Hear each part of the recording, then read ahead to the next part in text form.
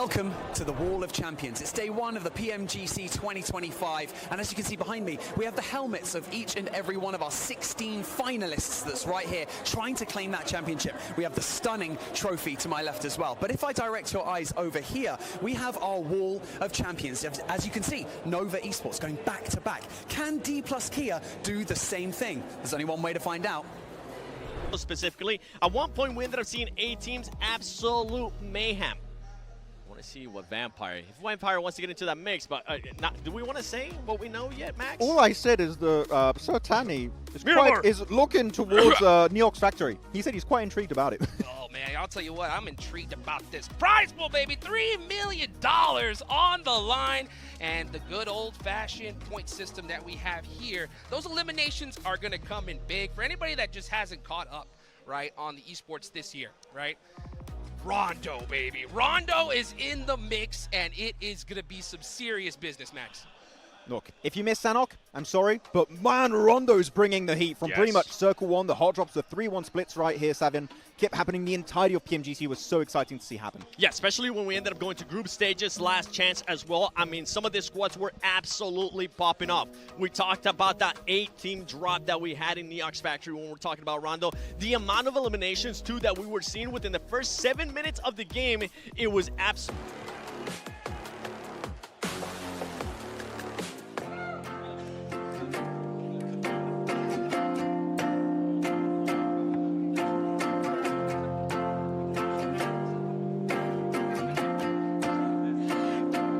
Let's welcome PGC 2025 wildcard team, Full Sense, and Pmgc 2025 host country invite team, Vampire Esports. I keep calling, do you hear it all? When my voice breaks through the static and meet you in the fire, I'm crawling. I might lose it all, but it's worth it. And now, please welcome to the main stage, FN, John, and Alter Ego Ares! So tell me, how can I fight you? How can I win if I'm on my own? Say we're gonna reload.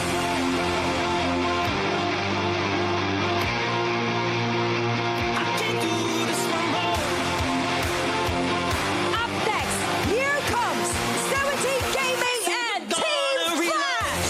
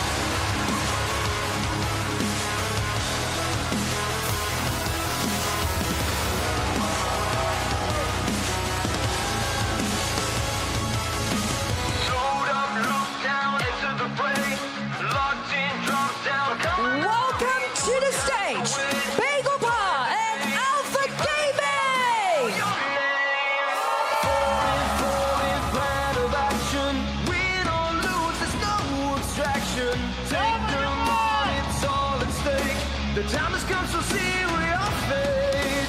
Pain and scars of past mistakes. We stay strong and refuse to break. You know what is yours to take. Make some noise for DN Freaks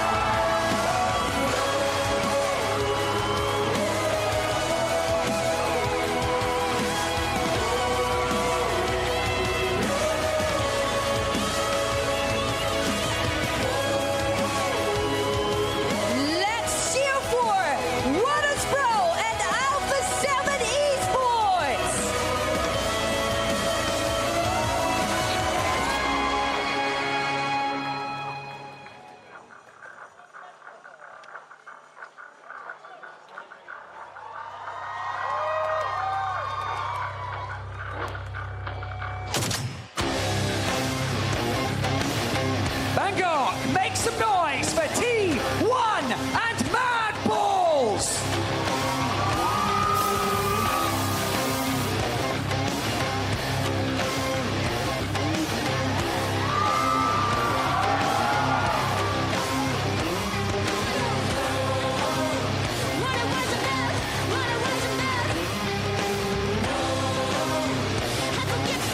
Here comes BB Team and Kara Esports!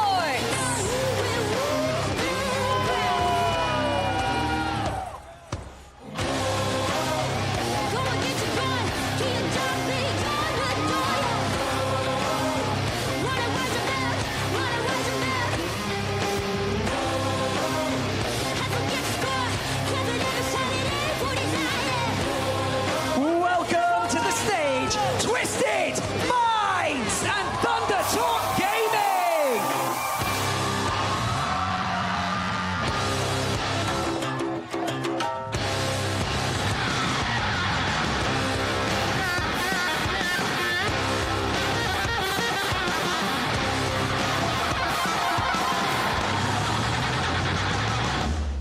Make some noise for Team Falcons and RAD Esports!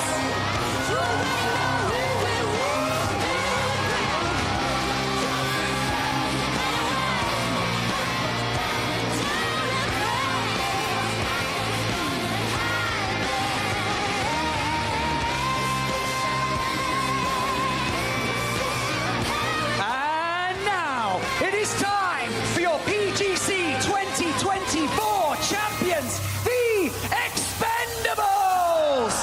And your PMGC 2024 champions, D plus Kia!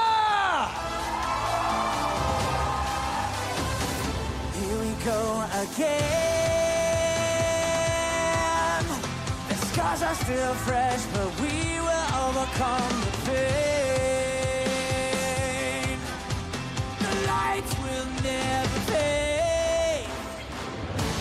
This mission ain't broken. Don't take what is spoken. Our path ahead. และ PGC และ PMGC ได้รวมพลังเป็นหนึ่งอยู่บนเวทีแห่งนี้แล้ว มาร่วมเชียร์ไปด้วยกันและร่วมค้นหาว่าใครจะได้เป็นสองผู้ชนะบนโลกใบเดียวกันค่ะ PGC and the PMGC now stand united on one stage. Stay tuned until the very end to check out the two champions in one world. Themselves into position anywhere they can. Potentially this is just a little bit of an unfortunate drop, but you're sure that these teams, their coaches, will have communicated with one another. A three-man drop over here. Kara, Vampire, R8. Kara, a bit of a menace in the lobby, but R8 already takes a knock over towards Marth. Looks like Vampire currently holding the central line of things. They do, I believe, have an outpost all the way south towards Tinlong Gardens. So they are playing as three in this one fully. Make sure that if you guys are watching, redeem those codes. It flashed up for just a second. That's all you need. Scroll back and watch it after the fight because Red is going on in. Vampire stepping up the staircase, looking for the spray downs. Not going to connect on it, but does back them off. Tony K, in the meantime, has gone down.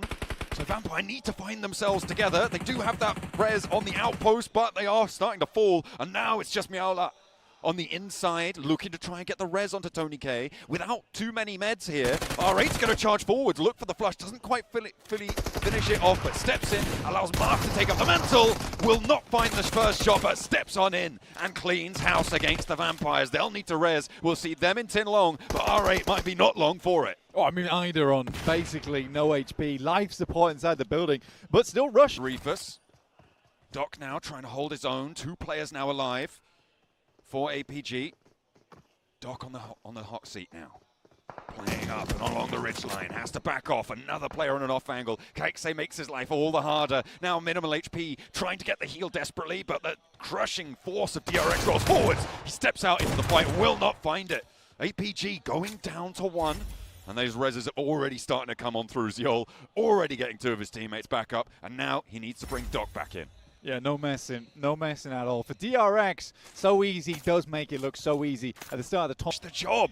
Oh dear, that's going to get untidy potentially. Lemon though with a pump action, low HP, will be going down If he isn't too careful about things, Rosary stepping in, Alessio comes through, Lemon hits the deck for the drop shot, stands for the challenge, Lemon giving it a really good crack there, but Win getting back up. Zias on a crucial angle here. Look at the lineup he's got. If they step too far forwards, he's just going to cut through them. There's no cover their way if they don't find it. The picture-in-picture blend is going on, but Chip storms forwards. Team Flash get one, get two, but they aren't really going to get too much of an answer. Zias behind the tree doesn't connect onto Nolbu. The two players from D+ on the top, they're going to have to stick this one out, but Osal's riding in. He's got that back angle. There's backup coming through for D+ here. I don't think Team Flash are going to last too long in this fight. The nade connects, but it is too little. It is too late. Osal coming through. Right, the next circle.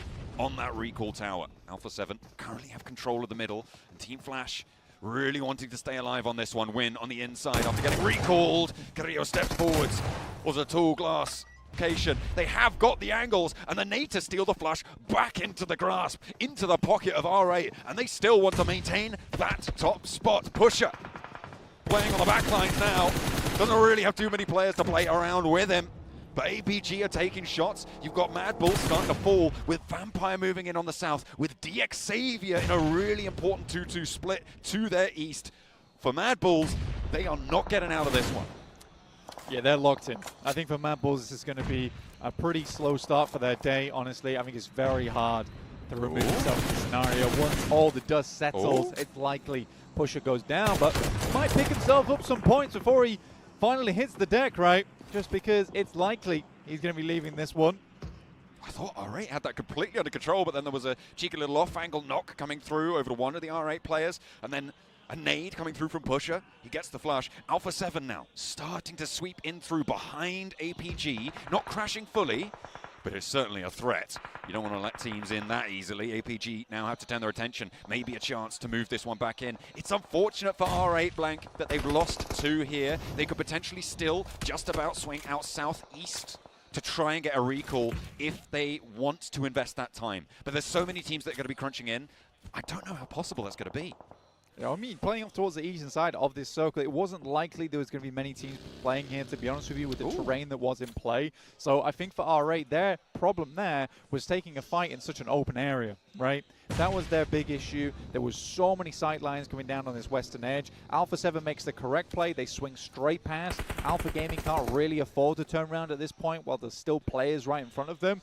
So the leapfrog is fantastic from Alpha 7, gets them ahead in the circle, gives them a really good point to actually hold out separate teams. I'm very, very curious as to the thinking behind Lemon's play here. I didn't even realize there was another Mad Bull in this one, Blank. But he stepped up into the fight, and he's immediately gone down. There was an open recall beacon all the way to the southwest that he could have got the rest of the Mad Bulls back up. Oh, okay, they have managed to get everyone else back up as well. Okay, that makes way more sense. Hang on a minute. I need to keep track of these players a little bit better, because Tulika needs to keep track of himself, maybe. And that's Prestige able to spray him down. A really good hold for these two. All right, happy to go for these nades. Another bouncer off the log pile. This is a little special trick shot, it seems, for Amori, as he pops another one in. Splintering it out, but doesn't quite connect on the second. Amori just needs to hit one of these. I mean, they're so low already, and it's easy enough to do. Amori with the double, and now it's just down to Pusher again. So we're way back to where we started just a couple minutes ago. For some reason, Mad Bulls decided they were going to offer even more points through to R8, and R8 is only happy to oblige. Hey, 8 in the name, 8 on the points right now. Great kickoff, but APG decide, you know what, enough is enough. We just want to get ready. We don't want this threat on the off angle. Pusher is still very much the last player alive for Mad Bulls, but could have an impact on this fight. So could Alpha 7 and the Outpost on the south side. Lazarus for Vampire. Doc trying to move in on the sidelines. We'll see if those third parties come into effect. The next circle's just about to pop as well. Tension on the western front. DX Xavier with the angles. Oh, Reefus. Oh, Reefus nades himself. But Prestige does go down. Top able to find that shutdown. Now just the one player for the two teams looking to hold. Amori on the corner. Purportedly the best player on the roster. We'll see if he can live up to that tally. Pusher landing nades to the backline. Doc not stepping in just yet. Top now healed up, looking to move on through. The res is coming on in. Amori backs off, plays towards the shelves, plays towards the back of the warehouse here. A nade to thread on through, maybe land at the feet. Steps to the open door, wants the challenge. Calls him out, but backs back off immediately. He's given them the runaround. Has he been able to find it? Has he been able to hold the hold? No. will fall down, and R8 are the first team to go out completely here, Blank. R8 lead, but they get quite a few points for the back of that as well. Now Pusher does live slightly longer than them. They are the first team to fall here over on Rondo, down to 15 teams remaining at the moment. Alpha 7 don't really want to deal with this anymore with Alter Ego from the distance. Pusher though, can't imagine he's going to be up for too long. But I've been saying that for quite a while. And he gets the first, and he gets the second. Oh, he's looking for flashes too. Pusher on the door frame, but a sliver of HP now, and it is going to be APG bearing down upon him. One shot would do it though. There's damage. Oh, Pusher with 3 against APG. They cannot get in. The door is closed. And the clutch here for Pusher onto Zjol. Low HP, but the nade's cooking already. He gets the heal off too, Blank. The nade through, but it's off target. Looking for more healing, and Zjol has no idea what has happened. Pusher almost with the 1v4 right now. Zjol's cooking the nade off in the distance. Pusher drops the flashbang in hand, drop that stun grenade out, blind his target, and then he's swinging around the side here, John. Oh, is he giving them the slip? No, Zjol knows. He's already sprayed. The nade on the inside doesn't connect. Pusher has to hop back in now. Zjol wants the challenge on the inside, on the corpses of his teammates. Look at a challenge. 8 rounds now, still in the chamber for Pusher, on the corner of the door frame. And Zjol steps out wide. APG. A fumble. Blank. Which team have we got today? Answer me. We're not stopping now. Almost a historic humiliation there for APG versus the Mad Bulls. But yeah, I mean, you got to grab that bull by the horns if you want to take it down. And APG was so hesitant with the way they played it. May as well have whipped out the old red flag there, because they invited that bull to charge. Go right now with Killer Joe up on high. Very nice position for him, but I think I'm more looking over towards Regnum Kaya. They did get the circle shifting away from that. APG's down as well. They couldn't really make the lead from that position. But yeah, the circle shifted back over towards Regnum Kaya. They had a very nice central position around about 10 minutes ago. Since then, they've had to move slightly down, but the circle moving northeast does give them another chance into this match. We're aboard with Alter Ego now. Very close to Vampire. Team they haven't come into conflict with for a little bit, Blank. They've been a little while, but I'll be all too willing to embrace them in this fight. Rocking up on the western side. They need to hold their ground here. Goat team sit above them as well, that high ground. Very, very dominant over this sort of area. You can see Killer Joe just up there on the peak. He's looking for Alter Ego. Okay, he's playing in the foothills. No one's taken shots at him just yet. Does have the backup on this side from the rest of the roster, which is why he can be so bold with these peaks, because you just can't do this. I mean, it's such a funny position to see all these players in. Dropping the old emergency flares on the head as well. Love to see it. Sakura back in the picture. Usually we like to see Sakura up on these pillars, but this time around he's taking the fight over towards Kara. Rosemary hits the deck, and Killer's happy to pick up that first elim for himself. And a real troublesome target at the top of this hilltop, if you can call it that. Yeah, absolutely. Recall beacons shut off now, Blank. No recalls possible. So for Goat Team, these elims do stick. Alter Ego now backed really very much into a corner here as Goat Team crunching in from the north side. Vampire swelling around the foothills here. Krypton and Alva for Alter Ego, 2 players remaining. Picture in picture, scrap Regnum Kaya having a real troublesome time. Alva, ooh, with the dice roll, nearly landing onto his head, but does manage to just about stay safe for a moment longer. Loxy for Regnum Kaya, and our picture in picture stays tall against Ulf, but a big nade comes through. Vampire charge in, and it's a 1-2 punch. Good night. Double nades across the sky there for both teams. Loxy does it again for Regnum Kaya. Comes through in those critical moments for the squad. Silas getting smoked out here. We'll try and pick him up, but it is sighting from Thunder Talk. The sitter himself. Because you better sit down if you're in the presence of this guy. What a crazy player he is. E-Arena looking to hold on the south, well, more than hold. They want to push forwards on the southeast edge, but there are plenty of teams trying to stop that right now. Kara a little bit in the way. Less so with the knock seen to their south player here, CEO. Alpha 7, though, on the western side. Really difficult to get past on this ridge. I don't know how the Arena are going to be able to find their way through. They do need an opener. And the CEO, Elin, goes to Alpha 7. A lot of the teams who got stuck in early, Blank, are down. We're looking at Regnum Kaya and Alpha 7. Very much the teams now who remain with those slightly higher elim counts. teams are definitely looking now for that chicken dinner, right? If you're DXavier, you've played the long game here. You are wanting a top 5 off the back of this game, and I think it's very likely that DXavier is able to make that happen. E-Arena as well has been fairly good on Rondo. They really do know their angles very well here. They know their terrain. Good shot up towards Xing there from Wild, from Regnum Kaya. Will keep Thunder Talk at bay, but they will have to push through them soon. On that south side, Alpha 7 fanning out. Lots of ground covered by them right now. But it's that western peak that is going to be, it's almost a vortex that's keeping these teams under on the western edge. And I think GOAT team have the most flexibility right now to try and break that vortex. But we'll see if they're able to do so, or if teams are going to extract value from them. Poser very much in danger right now. E-Arena are playing this slow, carefully, but it should work out. The nade posted in through the window. It's going to force him out of position. It should force him out of position. But Poser steps out wide. The nade's still on the inside, but he dodges that somehow. Goes down either way. Was that shutdown came from Paragin?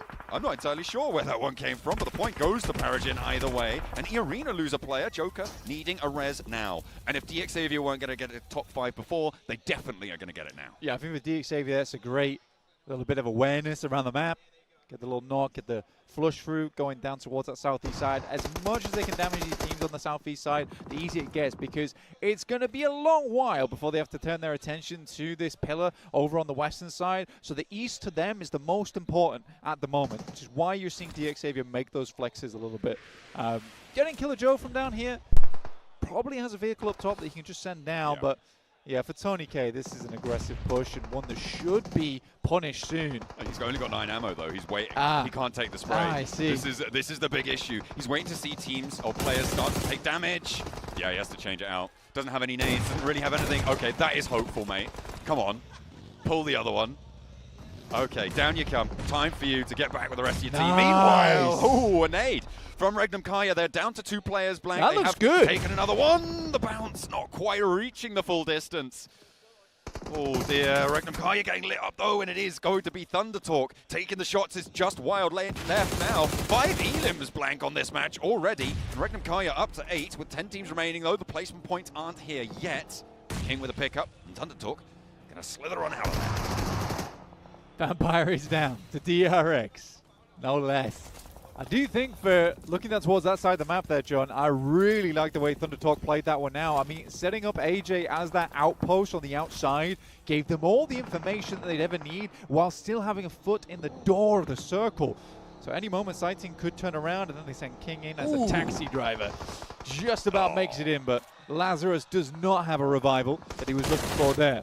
Not quite, not quite. The water's a little bit too toasty, burning away that health bar. GOAT team now on that northwestern side. Regnum Kaya also will take the knee. And it's all, for me, I mean, it's a 3-way fight at this point, in my mind. Maybe 4. We'll see who wins that western side. But Alpha 7, E-Arena, DXavier. These are the teams I'm looking at. Central, fairly controlling positions right now. I think Team Flash on the east side is going to have a real tough time. I think Thunder Talk are maybe going to have an even tougher time with a lineup that exists with E-Arena on the lookout. I think E-Arena is struggling, to be quite frank with you. You like, think? Yeah, their escape from this location is not easy. It's very open. They can't really peek anything too much at the moment either. This spot right now from Thunder Talk is looking lovely. I mean, they've covered off really the only difficult angle for themselves on this left-hand side of your screen. Obviously, they want to get further in. DXavier is the prime suspect for a chicken dinner here. Absolutely. Money's on them. And let's see if someone can change the fates. Team Flash, the rookies, the new bloods. They have made a name for themselves already. I mean, they were saying on the desk, oh, if they win, they'll be rookie team of the year. They're already rookie team of the year. Well, I think that's what Max was saying, that they are the rookie team of the year right now for him. Maybe rookie team of all time if they're able to get the Pmgc title. Yeah, if they're able to do that, I think that'd be a very, very tough target to beat. I mean, how can you do better than that? Yeah. That's going to help E-Arena, though. That shift. That will help E-Arena. I mean, it's the removal of themselves from that location, which is hard, but luckily the circle coming down to them does keep them safe for a little bit longer. So now teams will have to venture into the E-Arena jungle slightly sooner than they might have liked. Ooh. Go team trying to take shots, DRX, giving it back. spinning them around, trying to force them away. QXC putting pressure uphill. Killer Joe gets the heal off, looking to tick up with those meds. His buggy's down and out now. Needs the backup of his team, needs the cover there, maybe invest a smoke or two, but he's knocked, flushed. And GOAT team, do you really want to re-engage this now? I don't think so. They are going to fall back. Give ground, and DRX now have the numbers advantage, but neither team is in, and now the zone starts to close. Where do you go? Because Xavier holds such a great position. Oh, Thunder Talk, they're going for the rollout. A 1-forward on the trade, hold down behind. The dugouts here, and Team Flash trying to hold their nerve, just cannot do it. In the face of the PEL, they are swept aside. That is such a classic Thunder Talk thing to do. They play the game so methodically, and then all of a sudden they're ready just to rush you. And they absolutely will go for it. Insane stuff. Kraken still alive. The goat tails were turned and they ran. But now DXavier maybe a little bit of a threat sent towards their way. Kraken has a little bit of time still up at the high ground, but no, he's seen. He's going out to the blue. Tried to deny, not to be. E-Arena want that point, mate. That's going on their tallies. Goodness me. We're divvying up a lot of points here, Blank. No one on for a massive, massive Rondo game, but still, those 10 points to kick off Pmgc would be tasty. And Alpha 7, they want to make it happen. There's going to be some big profiteers, though, either way, off this game. Start off with 8 elims right now for Alpha 7. Looking to return to form, to become that fearsome team that demands respect from the rest of the lobby. I think Guizhou has been a wonderful addition to the squad. Really has had his big moments. Undoubtedly, you know, even if they win, he's probably going to be leaving the team after this, which will make me sad, but it will not make me surprised. Yeah, well, we'll have to wait and see. We'll have to wait and see. I'm doing reverse psychology right now. Yeah, okay, absolutely, yeah. They're never going to stick together, guys. No, can't happen. But right now, they definitely need to stick together as best they can. For Alpha 7, this next push is do or die.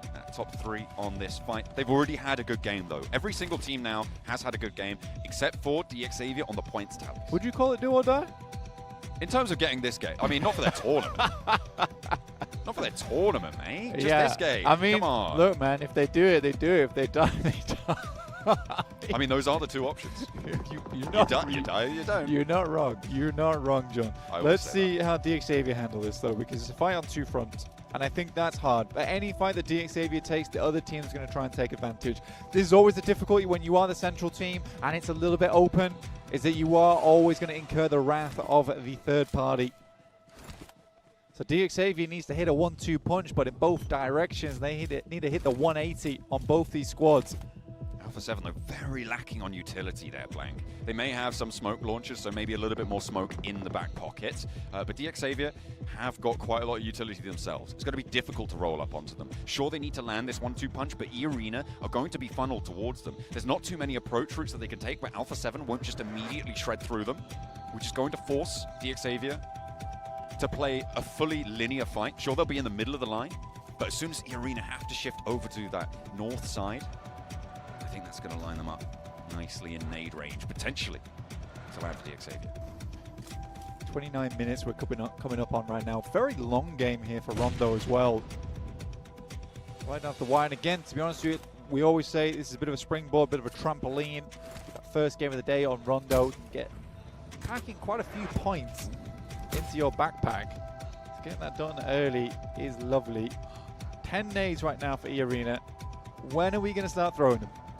I think they're waiting for Alpha 7 to move. They're laying up the smoke. They don't want to break north. They're going west instead. But immediately, I mean, that's what I was so worried about. They tried to get the smoke cover there, but it's just not going to happen. Immediately torn apart by Alpha 7. Alpha 7 may choose this to be go time because they know they've done damage. They know they've slowed E-Arena's roll. They want to have the sightlines. Revel looks for the pickup. That could have been the opener. That would have definitely sent them down the hill. But Alpha 7 going to have to play a little bit slower. Hello. Xavier nades up top. Oh, so close. Not quite going the distance, though. And Alpha 7 stay as 4. Honestly, at the moment, E-Arena needs to start taking knocks and flushes. At the moment, they aren't able to get their players back up again. For DXavier, that's bad news. Mafioso going down is lovely. Stealed away by Paragin, though, by no less. Well, they do need the points. They'll try and take them. 2 players now remaining for E-Arena in the nade uphill from DXavier. Carrillo and Revo now the last 2 players. are going to be standing up top, but Alpha 7 go down to a volley of fire, and DX Xavier stand tall. They will survive in the middle. Rio the last to go, and the bullets are whizzing over his head. Levi's now spreads on out. Irina are not done just yet. Tourniquet still behind. Could cause problems, but with 4 players alive on the DX Xavier roster, Alpha 7 fall. Irina on their knees. DX Xavier, they kick it off with our first chicken dinner. Spider Bite at the beginning of the game here, the beginning of the tournament. Incredible stuff from DX Xavier. Again, a team that's very controlling when it comes through to those late games. A really outstanding performance. Again, I do think that E-Arena makes a slight mistake there, is that what they should have done is started throwing nades over towards DX Xavier. You got to hope for that initial knock for then Alpha 7 to try and get some presence there. I think for them to try and wrap on Alpha 7 was really over-aggressive. I'm not really sure, honestly. I don't think that was the right play, though. I'll tell you what was the right play. DX Xavier having a really strong spot in the middle, you know. When all else fails, just get good positions, you know. What can you do? Either way, brilliant kickoff. DX Xavier with the first chicken dinner. Let's head back to the desk.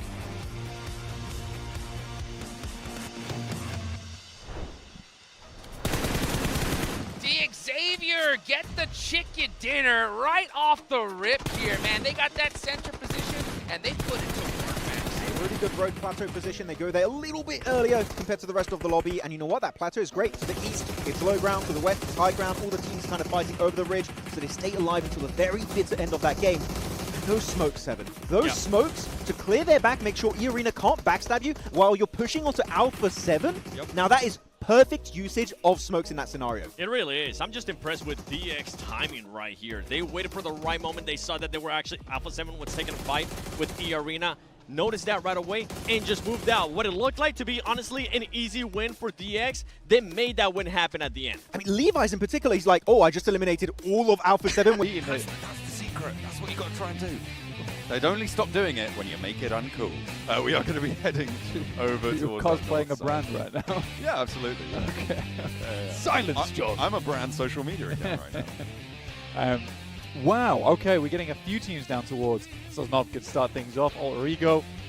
You also have Thunder Talk as well as APG. So APG aren't alone here anymore. A bit of a battle for the vehicles, at least on the northwest side of Sosnovka, whilst we wait for our first circle to come through, which indicates potentially a Sosnovka finish. Oh, what? No! Oh, he's going for the swings with a knife around the tree. Oh, he's a sitting duck. Yeah, you're not going to be able to get that one. Krypton able to take it down. He nearly got Alva out the buggy. He did, yeah. He really, really did. That's terrible news, though. Terrible news for Thunder Talk. Blank the circle. I know. I just talked about it just then. I yeah, know, definitely potentially they head down towards Sosnovka now. But Sighting going down is terrible news for Thunder Talk. One of their best, if not their best player on the squad there in terms of firepower. Not having him on board is going to hurt the chances for Thunder Talk. They're lucky in the sense that they get down towards what is potentially a Sosnovka finish here early, so they can play this one out. You'd much rather be on Sosnovka as a 3-man than playing over on the north side at the back of the queue in Severny, as we've seen a few times in the past from Thunder Talk as a 4-man. It's a little bit more of a tough rotate to go for. But teams aren't sure. Teams really aren't sure on this type of circle, John. They're undecided whether this is going down towards Sosnovka just yet, so we're waiting for that stage 2. It's going to be a mad dash if it is. At the moment, I'm seeing it probably be around that sort of 70% probability we're going down to Sosnovka. Go on, do it. That's what I'm thinking. Say 60 to 70%. No, I wasn't going to say that. You said that. But look, we get the little sub window on as the desk highlighted earlier. Alpha 7 restructuring, but about 70%. That's what I'm. Don't look at me like that. I'll start giggling, and you don't want that. But it's fairly likely, but I would say it may be quite profitable to sit on that north side of the bridge and look for a camp there. Or play a 2-2 split around it. That's a little bit more difficult, though. So for Ulf, I think they have a big opportunity to rack up points. I mean, they could get 6-7 elims on this position. Yeah, I think the issue is for Ulf is holding as a 2-man on that northwest side is rough.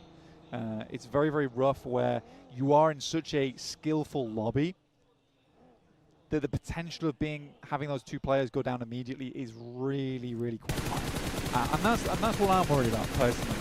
Thundertalk's still getting chased down right now as Alter Ego look to try and find a shot there, but it is Rosemary. And Rosemary is very split from the rest of the team. I think Rosemary does get overexcited sometimes, but they can't let the tail wag the dog there, which is a lot of times what happens with Rosemary. I don't really like it too much. And the annoying thing is, he finds a lot of success out of those angles. He does find a lot of success. But there is definitely times where we've seen it, and it has been categorically the wrong decision.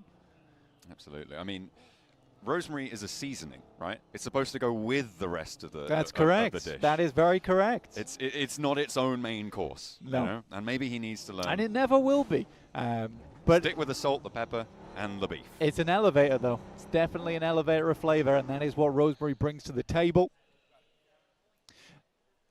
My concern with what Max was talking about earlier now, because Max, man, said something I definitely disagreed with. Oh, yeah? Which is that VPE, quite a good Erangel team in the past, which I would agree with. Okay. It's not the same team. Different team. But hopefully they're rocking the Polar Party Mini 14. You guys can log in to make sure you get your free permanent skin there. So make sure you're heading on over. You saw the little flash up on the left-hand side. And make sure that you're getting that free emote as well. There is plenty of goodies to be had for the duration of these finals. Blank, all the way up until Christmas, you can get that free emote. Yeah, we ain't messing around. You know, you get your goodies on Christmas Day. If not Christmas Day for you, happy holidays either way, because you are getting yourself some loot here from PUBG Mobile. Overall, though, pretty fun game to start off with over on Rondo. I definitely enjoyed it. I think that talking about how Alpha 7 is shifting Mafioso in for Rondo makes a lot of sense to me, because he is very good when it comes to firepower. And I think on Rondo, you take way more team fights than you do on any other map. And I think that, you know, elevating the chances for Mafioso just to pop off there on Rondo, whilst having that fallback option of like, well, we messed that fight up, but we can recall. We can go again. And there has been multiple moments in the past for Alpha 7 where Mafioso has gone for like 1v3s, 1v4s, and he's looked fantastic. But I do think Obscure is the correct choice to bring back for Erangel. He has a little bit more of a tactical mind to him, as we've seen, and has been a great addition to the squad. Singing his praises mighty highly. I think the guy's great. I think he's fantastic. Well, fair enough. We'll see if he's got the chops for this match, because they're right up on the north side for Alpha 7. Regnum Kaya a little bit further south, but only just. They're out from Pmgc here. Mad Bull's taking shots, but not really connecting. It looks like they are, yeah, they're just going to go and grab that buggy on the way. Oh, no, they can't. Okay, you know, they can't take the time to slow down, get that speed up going, because Mad Bulls are already looking to crest that ridge. And they've got places to be, you know. Ulf, in the meantime, over on that bridge Blank, as I'm taking a look back over towards the map feed, they are still holding this 2-2 split. And I really do hope that they can get points for it, because it is, as you said before, as you highlighted, very risky. It's a high value play, right? But I don't think the value outweighs the risk on this one, personally. Okay. You know, I mean, I love high value plays. I love it when teams go for them, but this one just feels so dangerous. I really do hate it. 10K getting knocked here out in the blue is unideal. That's from Alpha 7 getting a little bit of revenge from that last match that just came through. So that's 2 knocks, 2 potential finishes coming through for Alpha 7. 2 elims at the start of this game. Very nice. Yeah, and they're all the way north of the river still, up north of Roshok. Far off into the blue zone as it starts to crunch on through. Sakura being hunted down, pruned from the match. Will not be playing an E-Arena. Nightmare on the start of their game. On their Erangel stretch, it is not going well. Obscure looking to pick up the point onto Tony K, and sure that one is going to go into the back pocket. Bleeds on out there and will leave Obscure with the goodies. But they still have to move south Blank. They're still very far up to the north. NC2 have to get squared away here. Down towards the south side, live on as a solo. We'll see how they go about it. For VPE, dropping over towards the coastal side. Able to get 1 knock here, it'd be fantastic, but can't quite find it, and now reveals the location. That is a nasty circle, man. God damn. Actually criminal. Oh, Vampire have got a hovercraft there. Just look at that rotation. They're going to be starting. They've already actually managed to get Lazarus across to the South Island, so they will be able to regroup onto his position if he can hold it. But this is going to be Ulfa coming across. They're going to start to move into the west side. Thunder Talk, APG, Alter Ego, all of these teams are going to be there, and they need to move fast. Under pressure from Kaya. They know how to light up these hovercraft. Are they going to be able to connect enough damage to stop Vampire getting across? I don't think so. Definitely some long shots, but what we do know is that hovercraft is probably not carrying on too much longer in this game. Nate T slams straight into a vehicle, gives more opportunities for those shots to go through. This is where Ulf can start to find that value. The DP on the sidelines looks for the shots, won't quite line it up though. Ooh, Levi's getting through, but will the rest of his team be so lucky? Because they're already sending on in a lot of damage done. And DX Xavier, they're allowed entry. Hello? They're allowed to go through. Scarface, where are you? You need those shots to land. Oh my god, Ulf, pick up the phone, the walkie-talkie. It is blaring off in the distance. Finally, they get one off the back of it, but they could have had so much more. Very much disjointed there coming through from Ulf. A little bit of hesitation there coming through on the bridge, and now Marceau jumps into the hovercraft to keep himself alive. Nimble. Vicious, hopefully. Team Flash, this is on the east bridge. Lovely We hop very shot. quickly to the other side of the island. A lovely little shutdown and the roll down from Poser to follow it up. And Team Flash having a little bit of trouble here. Kara giving them a run for their money. Coming in through last chance. Team Flash still have a lot to prove, but to be honest, there's really no stakes for them at the moment. Anything that they achieve here is already a phenomenal result for them. See how far they can go.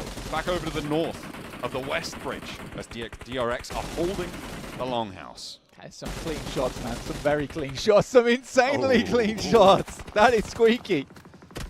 Flip up topside now, but will not be able to get his teammates back up again. Hyunbin looking mighty fine with that Abacam. Very nice, very nice. But they are still north of that river, still north of that bridge, and that makes things so tough moving into the next circles here. Towards the center, you've got APG who hold the hill to the west of Sosnovka. I'm looking at Vampire as well, further out on that, getting all four of their players across. Yeah, I think for Regnum Kaya, there's like this weird moment for them right now where VPE leaves that glider behind, and it's a tantalizing prospect for Regnum Kaya. But also, why did VPE leave that for us? Why would Vampires let us fly if not to take us down? This is a circle you do not see very often, and to see it here at Pmgc 2025 Grand Finals is a real treat. We could be ending up over towards the bridge. Nobody enjoys that circle. I'm so sorry for talking about military circles at the start of the match, Blank. I am so sorry. That's okay. That's okay. I feel like, you know, I'm sorry to DRX right now on the north side. I'm sorry to Regnum Kaya. Sorry to Team Flash. You know, it's just ruined their day, really. Kicking things off, it has been a trudge through the mud to move on down towards this south side, and it is not going to get easier. Ulf are getting squeezed. Are DRX going to be able to get across this bridge? I think they are, because Scarface really wasn't holding it. Well, DRX already had the anchor, right? They already set up. Scarface being down there has opened the gates for them. From DRX, he was the only player playing around the bridge. So for DRX, has been a really, really good approach for them, finding Scarface, who had been a little bit lackluster on that angle, honestly. Whoa. Does let him across tops. It's not, come on. We're not doing another solo game. That's enough. That's bad. But, ooh, an answer. Okay, from up top, Aaron able to find one of DRX, and Tops laid out the bait for Ulf, and they were able to do well off it, get that point back under control, and actually may be able to achieve getting towards Scarface. But Ketch is going for it. QXZ on the underside does know that there's a player now pushing, but does Ketch know? They know they're playing the box. Thunder Talk getting absolutely shredded by multiple teams as they attempted to strong arm some position away from some of the squads there around Ulf, around APG. Might even get the res onto Scarface, which I'll be very surprised about. Ketch, he's back up the stairs. He's back up the stairs, Ketch. Okay, there you go.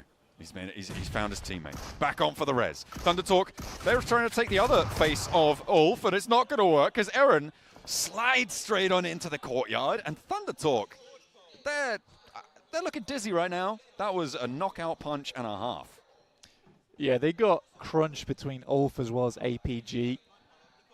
Trying to take that position. It was very aggressive from Thunder Talk, which I like. I do like, but that felt it needed to have a little bit more oomph.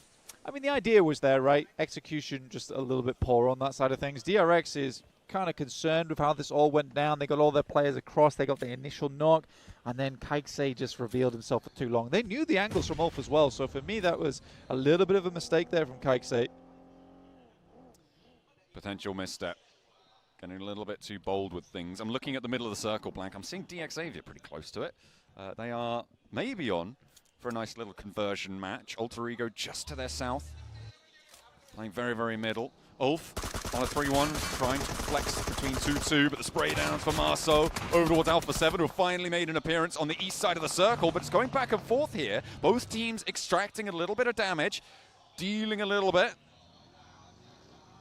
But it seems like Kara are more likely to be able to get their players back up. Guizhou now on the east side, trying to stay alive for Alpha 7. Meanwhile, Mad Bulls, one player. Oh, hello. Okay.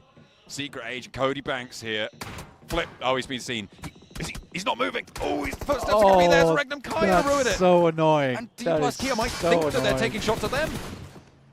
Oh, he's down. Okay, they're out. That is so fortunate for D plus Kia that they didn't lose a player to that. Well done, Regnum Kaya. You just helped out the guys that took you down in the last PMGC. Oh, that's friendly.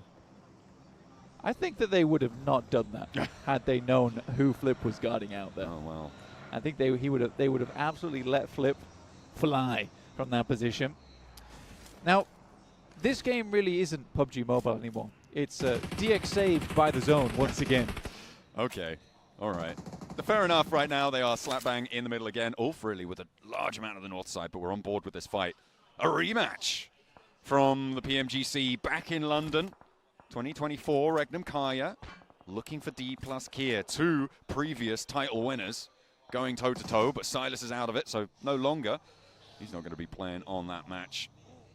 Not anymore. And they have the blue zone pushing them in too. R8, they've made it across, flexing all the way to the east side. We'll see how much further they can go. Zedwolf? Oh, what?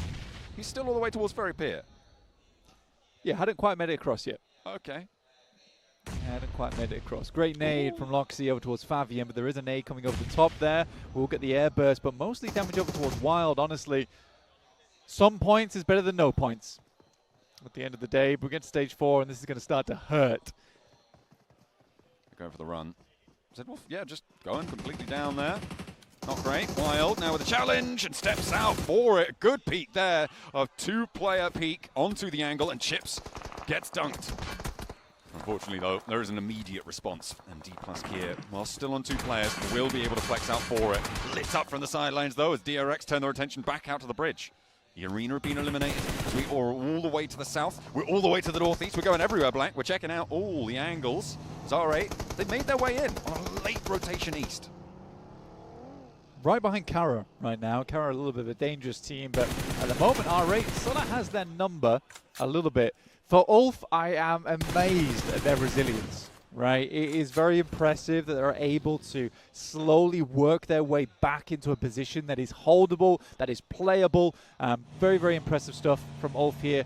Feels much more like the Ulf that we saw in PMSL EU, who was just so dominant. Had a little bit of a fall off going in towards PMGC, where there was plays, times where we thought that they could go so much further, but it's just not the case. This is their last chance to try and make that the case in this year, during this tournament. APG playing on the south side a little bit, close to the edge here. Goat team behind them. I don't think Goat team are making it out of this one. Zone goes south. Ooh, keeps APG in this one. And the DX Xavier compound. Don't worry, you know, they're still inside the circle with a shift. It's fine, it's fine. I think it's most unfortunate for Kara, who just about get themselves towards this spot, and now moving across the roadside is really hard. Getting over towards the west, John. DXavier will absolutely hold Kara out as much as possible. And for R8, who moved in slightly later, just were able to get a much better deal out of this one, right? They squeezed a negotiation out of Kara, and they got the better end of the deal. Absolutely. Down towards this south side. Flash is in this area, but they're only playing with one player, still trying to hold on as best he can to this map. I mean, placement points, every single point helps, right? That's why we saw the denial of points there from GOAT. They know you don't give points away for free. You're very much not getting out of that one. You just hide away, you wait for the blue zone to do its job. Take those points out of the running. In the meantime, though, on the north side of this, Kara, with the road crossing, under pressure, off angles, multiple off angles here from R8 down the road. And teams up the top as well, as Ulf still trying to hold their ground. Vampire slowly marched in from that south side, again in the hovercraft, but this time it's on fire. Ketch starting to take the rest of its health bar. The spray down answer is good from Lazarus. Backs him off a little bit, but Eren now trying to divert attention his way. Doesn't quite get the damage on, and Lazarus stays alive, but for how much longer?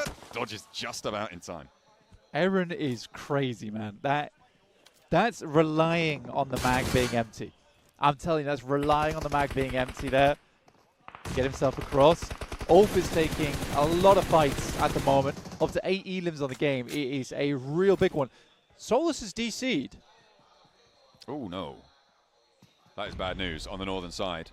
He is having a bit of a nightmare there, and it's not likely he's going to be back into this game. And with Eren going down, that's going to leave them as 2. Scarface and Ketch going to be playing on now. Solus, yeah, he gets knocked there. Should be flushed away by DRX.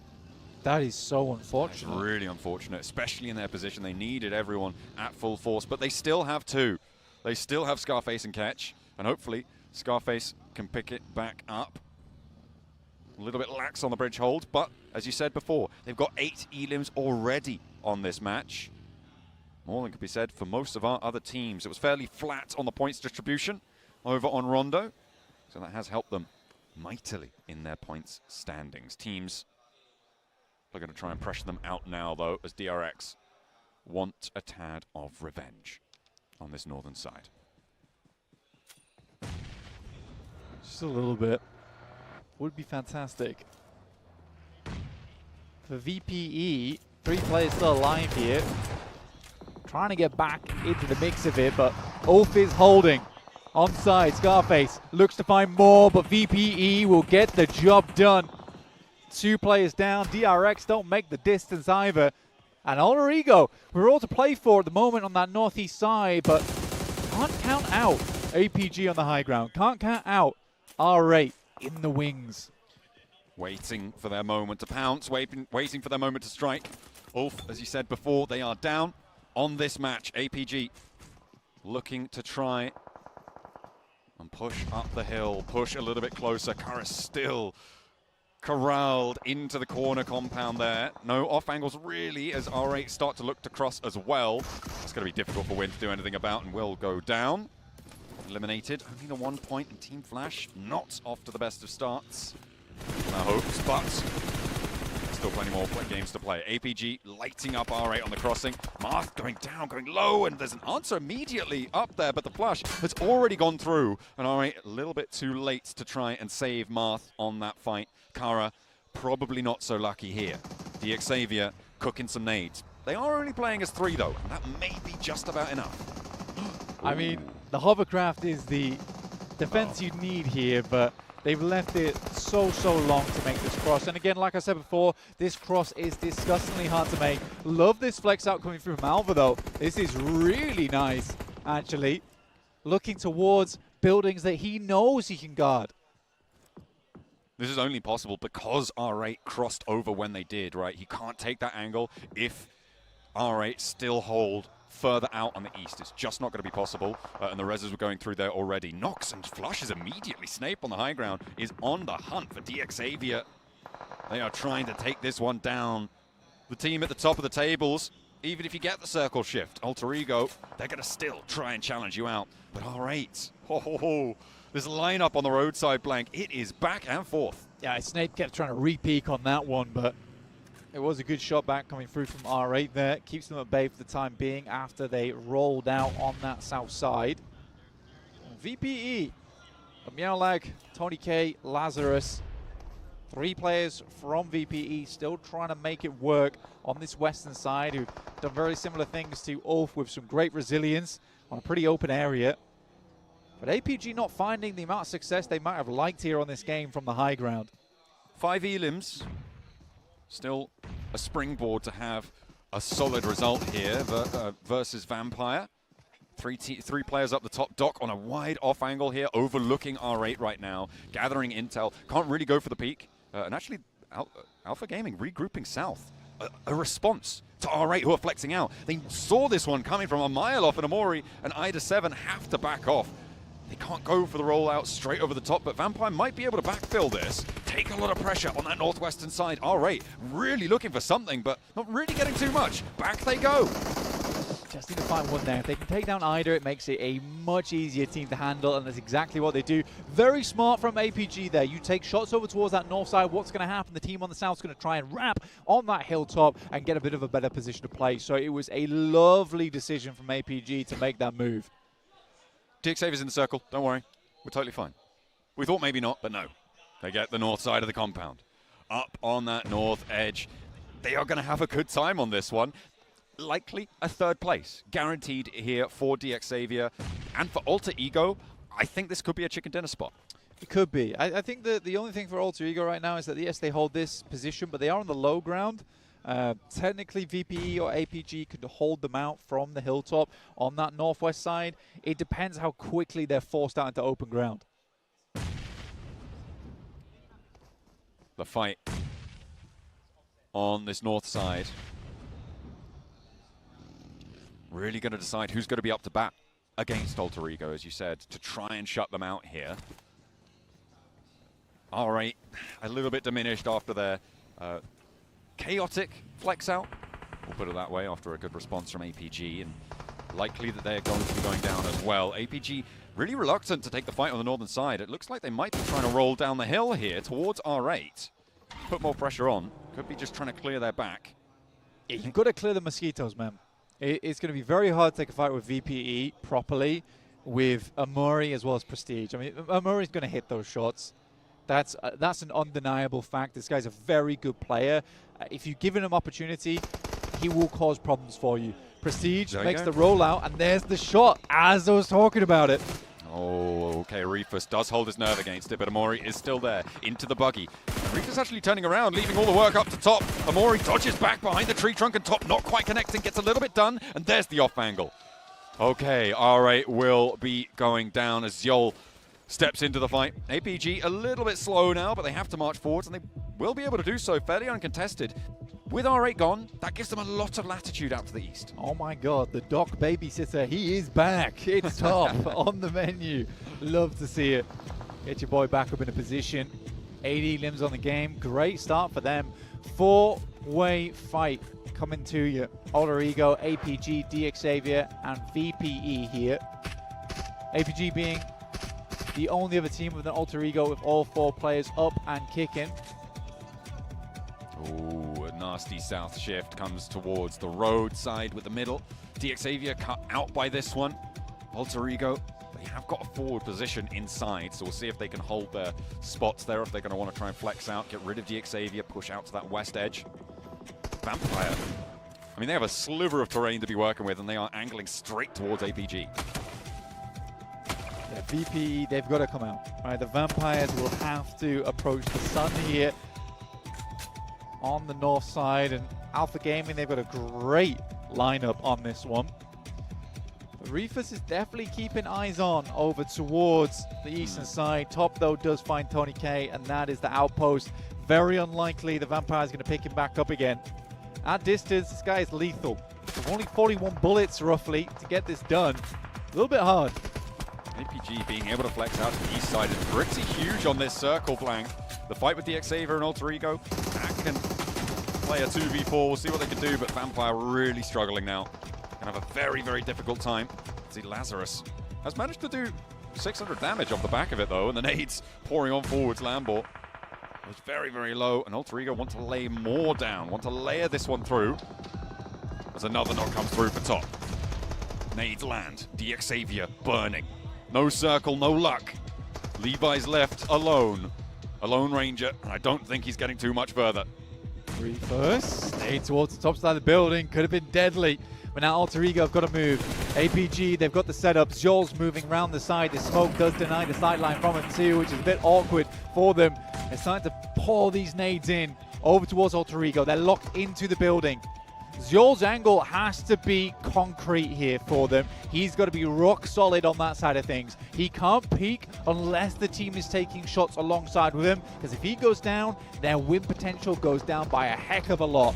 Alva first to go down, and that is a brilliant pickup from Doc. 3 versus 4 now. Reefus moving in. He's only got 1 nade, and he's looking for Rosemary. Let's see if he's going to be able to burn this one out. Looks good on the cook. The nade is there, and the follow-up from Doc as well from the high ground is huge, and another as well to get the re-knock. Snape is there. It's just Krypton now remaining, and APG have this match in a chokehold. A little bit clumsy on Rondo, but not so here. They still have 1 more player to handle, and it might get messy. Krypton's still giving it a good go, but top for the spray down. In 1v3, you still got to question it, and it will be APG from the high ground. A brilliant bounce back from their Rondo onto the first Erangel. Yeah, it's a painful elastic snap down towards R8 as well. Such good game sense from this squad jump. Brilliant, brilliant shutdown. Getting rid of R8, as you say, moving out to that east side, leveraging their ridgeline perfectly. Alter Ego couldn't get out. Xavier pushed to the backside. They will not be able to get past that high ground position. APG close it down. Nice flex out, nice responses, good calls, a cohesive unit, and that is what you need to see from APG. With Xavier as well towards the center zone. I mean, they got themselves some more points, but can they keep this up, considering the circle's not always going to be on your side? And even there, they weren't able to get themselves the chicken dinner. It all comes down to the gun skill at the end of it. Alter Ego looking fantastic, but it's APG with the win.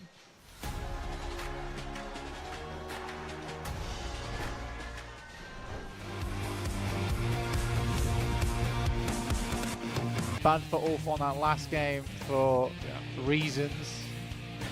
If you watched it, you'll know. Yeah. But I think that genuinely Ulf had to be proud of themselves there. I think they did fantastically well from that position. But we do get a northeastern circle jump. Yeah, it's not going to be another military. I wasn't going to mention it. I promise you. If you'd have stopped talking, I definitely wasn't going to bring up that we couldn't. I waited for the circle to pop. I know you wasn't did. Going to give it to I you. know you did. You were responsible. You're a responsible mic owner. I'm not necessarily. But yeah, no, we're not going down to the military island. We've already had one, so we'll definitely not have any more again for the rest of the tournament. He said with full confidence. I was looking out towards Kara as well as Thunder Talk, who we saw have a little bit of a scrap in the last match. This time, a little bit more civil over towards Milta.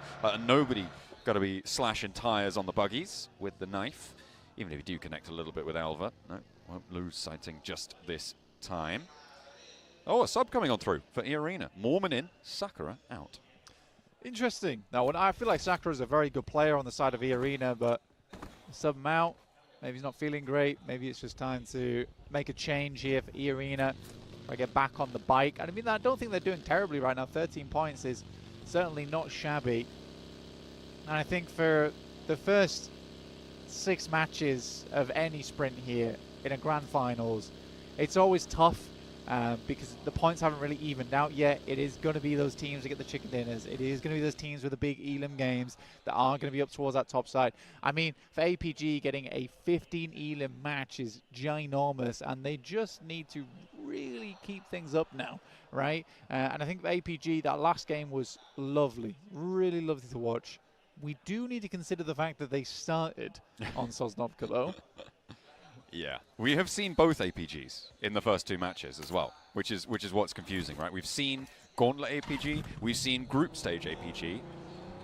Which is it going to be continuing forwards? The fact that they could do both on the same day, though, that is a new development. Yeah. So it's a real interesting roller coaster that you're on if you're an APG fan.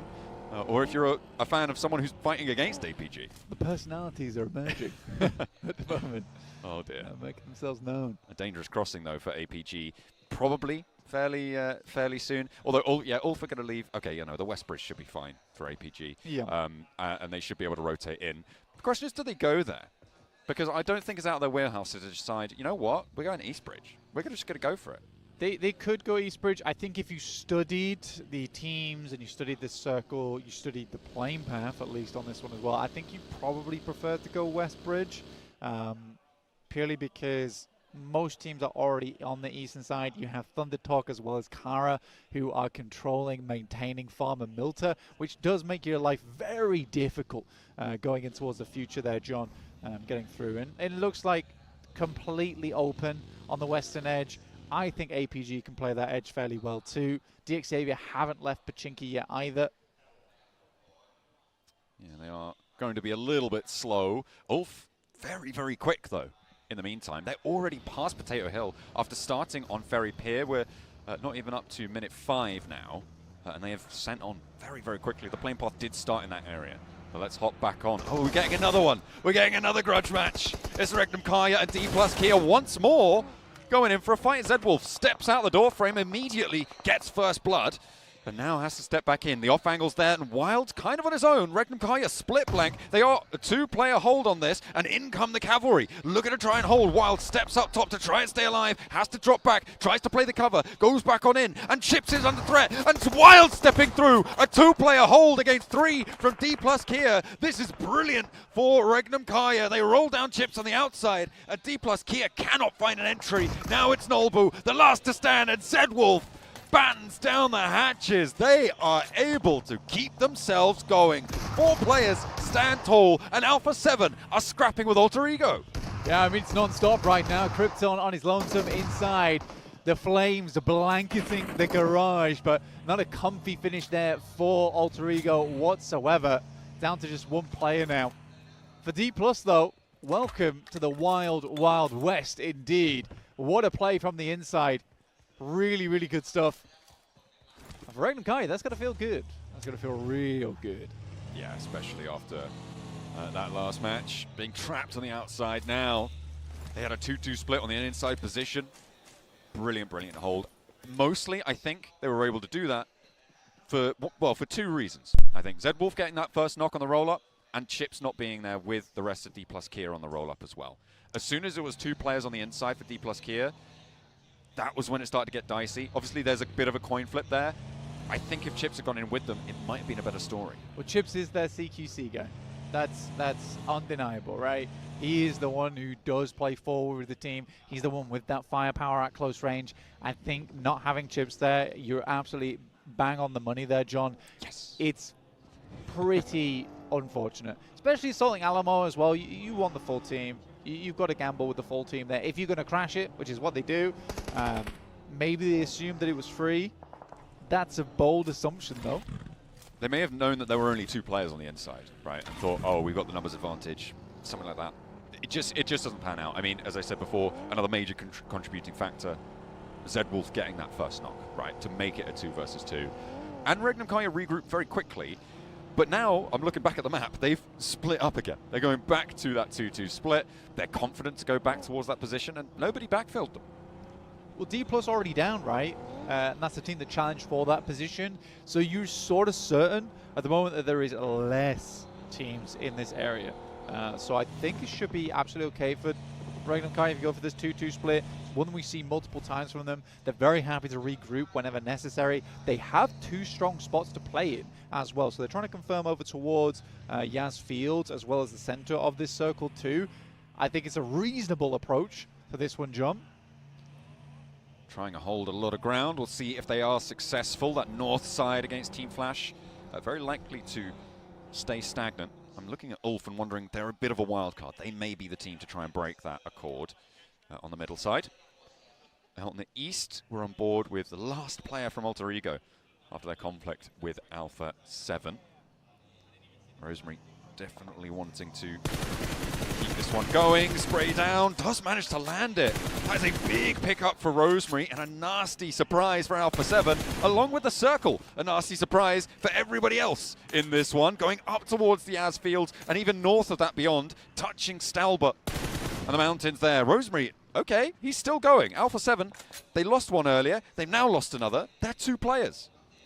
Alpha 7 getting ruined there by Rosemary, final player left alive. Obscure still going on side the buggy, but yeah, up towards the north side, a little bit awkward. Regnum Kanye should be regrouping fairly shortly over towards the south side of Yas Field. Don't really want to enter it just yet. I can't imagine this is heading over towards Stalwood, but if it does, what a circle that's going to be. Great game starting out there for DX Xavier as well. The Mad Bulls, but they do have neighbors now, right? DX Xavier and Mad Bulls potentially clashing in the near future. Huge amount of space inside of Yasnaya though, so it's a matter of time and when this is going to happen. There's a team here right now, Blank, that has been immensely proactive and very, very fast on these rotates. That's Ulf. They started down towards very pier. They moved very quickly out of there, and they have now once again moved to a very central position on this circle to the east of Yasnaya. I think they're going to have a good time of it. And now they're able to take shots like this over towards this fight with DX Xavier. Yeah, I mean, DX Xavier already taking a knock there is pretty rough. And it's from no other than Aaron himself. Really, really skilled player. Has had an unbelievable come up over the years. So lovely to see. Zeus also spots over towards DX Xavier, sending shots down range towards them. And although they're in the zone, they have not always fared the best. It's the age of the DX Xavier circle over. They've only got 3 players though. Lambor already down and flushed. Let's hop back over to Mansion, because Rosemary is still alive and kicking, and maybe a very unknown quantity here to GOAT team, right? They may not suspect there is one on the inside, although he did take shots earlier, and you maybe expect that there is at least one. So perhaps being careful, but either way, not going to come into conflict just yet. I don't think Rosemary wants to over-peak, over-promise on his delivery. Alpha Gaming rotating very close to Joker, who he's just going to be real chill with it right now. He's just hanging out. And they are going to diverge. This is on the north side. R8 are also up here on that north edge. Oh, hang on a minute. Rosemary. He's popped a shot over towards Vic, and that is potentially going to land on the nade. A nice bounce, but doesn't quite get through towards the rest of it. Kraken tries to go across, and Rosemary, I mean, he's used to these solo situations. Doesn't quite get across the fence on that vault, but steps forward for the rest of it. Side angle. Rosemary making the mad dash across into the open. And he's in the building. That is dangerous. The nade's there, put away, but he steps up the stairs. One flight too many, and will be put down. Rosemary will fall. Circle over towards the western side, fully on those fields. What a grim circle this is for DX Xavier as well as Mad Bulls. Lovely start for them to work with this one. DRX also having this spot on the western side is not bad, honestly. They get to circumvent the majority of the players with sort of a hard shift over towards that western side. Most players moving in from that east. If they try and rotate, make these wide wraps down towards the south side, likely going to come into conflict with one another. So, although DRX, you know, they might have to struggle a little bit to get towards the western side of Yasnaya later on, they don't have to deal with too many teams. I think it really does rely on this next circle. They should be safe, as you're right, for now, on the western side, but moving is going to be pretty dastardly. I think Vampire on the south, pretty happy. Regnum Kaya, potentially as well, on that south edge. Thundertalk, much less smiley about things right now, because they're all the way on the east side. There's a lot of rotation that seems to be moving clockwise around this circle. That's around, down towards the south side of this one. Kara leading the charge on that, and actually impacting on the south edge towards Vampire, who, okay, they're just going to give ground. So they don't want to overstay on that peak, on that angle. Kara may have a little bit of a spot on that south edge. Middle of the circle, though, I think Team Flash currently in with a big opportunity to right their wrongs. Yeah, they've got a pretty nice spot to work with, the Team Flash, and it is always going to be this clockwise rotations purely because of where the circle is. We have half of it which is just unplayable, and you don't want to be playing on the north side of Yasnaya anyway. That's not an ideal position to be in, around the lakes, so teams just aren't going to play there. R8 may be crashing over towards APG fairly soon though, John, which will be an interesting fight, because as we've seen, R8 can go toe-to-toe with APG. Sadly, in that last game, they really did not have the position to work with, and that was because of APG in the first place, with some really slick rotations, really good mind games going through over towards R8 towards the end of that Erangel. Thunder Talk. I mean, this is the team behind Kara in the clockwise rotate queue. Kara able to pull up successfully. Vampire regrouped to a 2-2. And now Kara fending off Thunder Talk, who are just trying to find their way on in, but really not having success anywhere. Goat team sit ahead of them on the north. And speaking of the north, let's hop on over, because Yol now with the challenge. This is R8 and APG clashing. R8 trying to rock up to the fight, looking to try and control the angle, and Yol goes down, but the off angles bite back. 2 for 2 right now. Prestige is flushed away, and Amori now seemingly alone out in the field here, looks for the flush to top, steps up, able to find it. And maybe on the inside too, but the angles are starting to multiply here as Reefus holds down the line. Doc moves into position, but does take a lot of damage. E-Arena coming in for the third party from the east side, Blank. They're moving up to the north to try and take these two teams down. Super opportunistic there coming through from E-Arena, and a necessary moment to go for it too. If they can clear out both teams, oh my god, they have so much space to work with on this side of the map. Oh. But that requires E-Arena to make this play. So far, it's mainly R8 and APG who are taking the shots at one another. E-Arena seems to be just watching, observing, like this is a cage fight. Amori goes down, now 2 players on the inside for R8. They need to try and hold strong. They just squeaked out the circle on the next shift here, and a lot of damage done. Leaves Amori out, but Doc is down as well. And that's Ulf chiming in from a really central position now. In the meantime, by the way, on our picture-in-picture, DXavier sent all the way out really fast from Yasnaya to crash into that location. We'll see if they're able to survive on it, because Team Flash are putting them under pressure. All right, though, they are still surviving here. And APG, very much not so. Yeah, weird. This is a weird play that E-Arena makes here. I think it is sort of a lack of confidence from them almost to not just fully invest onto this. R8 allowed to get 2 players in a buggy. Basically, at the start position, DRX chasing down 1 player from APG. But we do need to talk about the circle a little bit. As things start to pop off on the map. Quick barrel roll, but not enough. Evasive maneuvers do not work. But yeah, moving over towards the eastern side now. Much more playable. It's still a little bit awkward, but you'd much rather be here than in the fields of Yaz. Absolutely. I think, to be honest, at the moment, though, Thunder Talk will take what they can get, because they are getting lit up. The east side obscure for Alpha 7, the last player to survive after a tussle with Rosemary, and the rest as well. And Thunder Talk and Goat team coming into conflict. I don't think that Obscure is going to last too much longer. It depends if Goat team try and take shots up towards him or try and put pressure out that way, but Thunder Talk, I don't think they're going to be able to escape this blue zone. May just succumb to it, as AJ is flushed away. Obscure down as well. King now the last to stand for Thunder Talk on the east side. Alpha 7 down in 13th place. Yeah, not an amazing game from Alpha 7. They do get 5 elims though, and that's fine for now, at least. With DXavier, the only other team towards the top of the lobby, still standing. It will keep them in contention. Thunder Talk though, our PEL team, struggling. Ooh, Lewis with a long drop there. Trying to get some backup sent on in. Regnum Kaya not really able to find the opening shots, but Marso goes down. That is a brilliant drop coming through from Loxy. Now Wild and Loxy on the inside with Lewis bearing down. It's handled. Business as usual for Regnum Kaya. Not a knock sent their way. They're up to 7 elims now, Blank, and this is a much better game. Playing from the Heaven compound, it's worked out. Yeah, real anticlimactic there for Kara. Yeah. Lewis flying over the top, misses the roof by a mile. And Regnum Kaya shuts them down in 2 seconds. Go rocking up though, and because Regnum Kaya was forced to move off position, couldn't hold both these buildings at the same time. Twix has a nade. Zedwolf very close by with one of his own, but doesn't quite have the tag on just yet. Doesn't have the bead, the marker.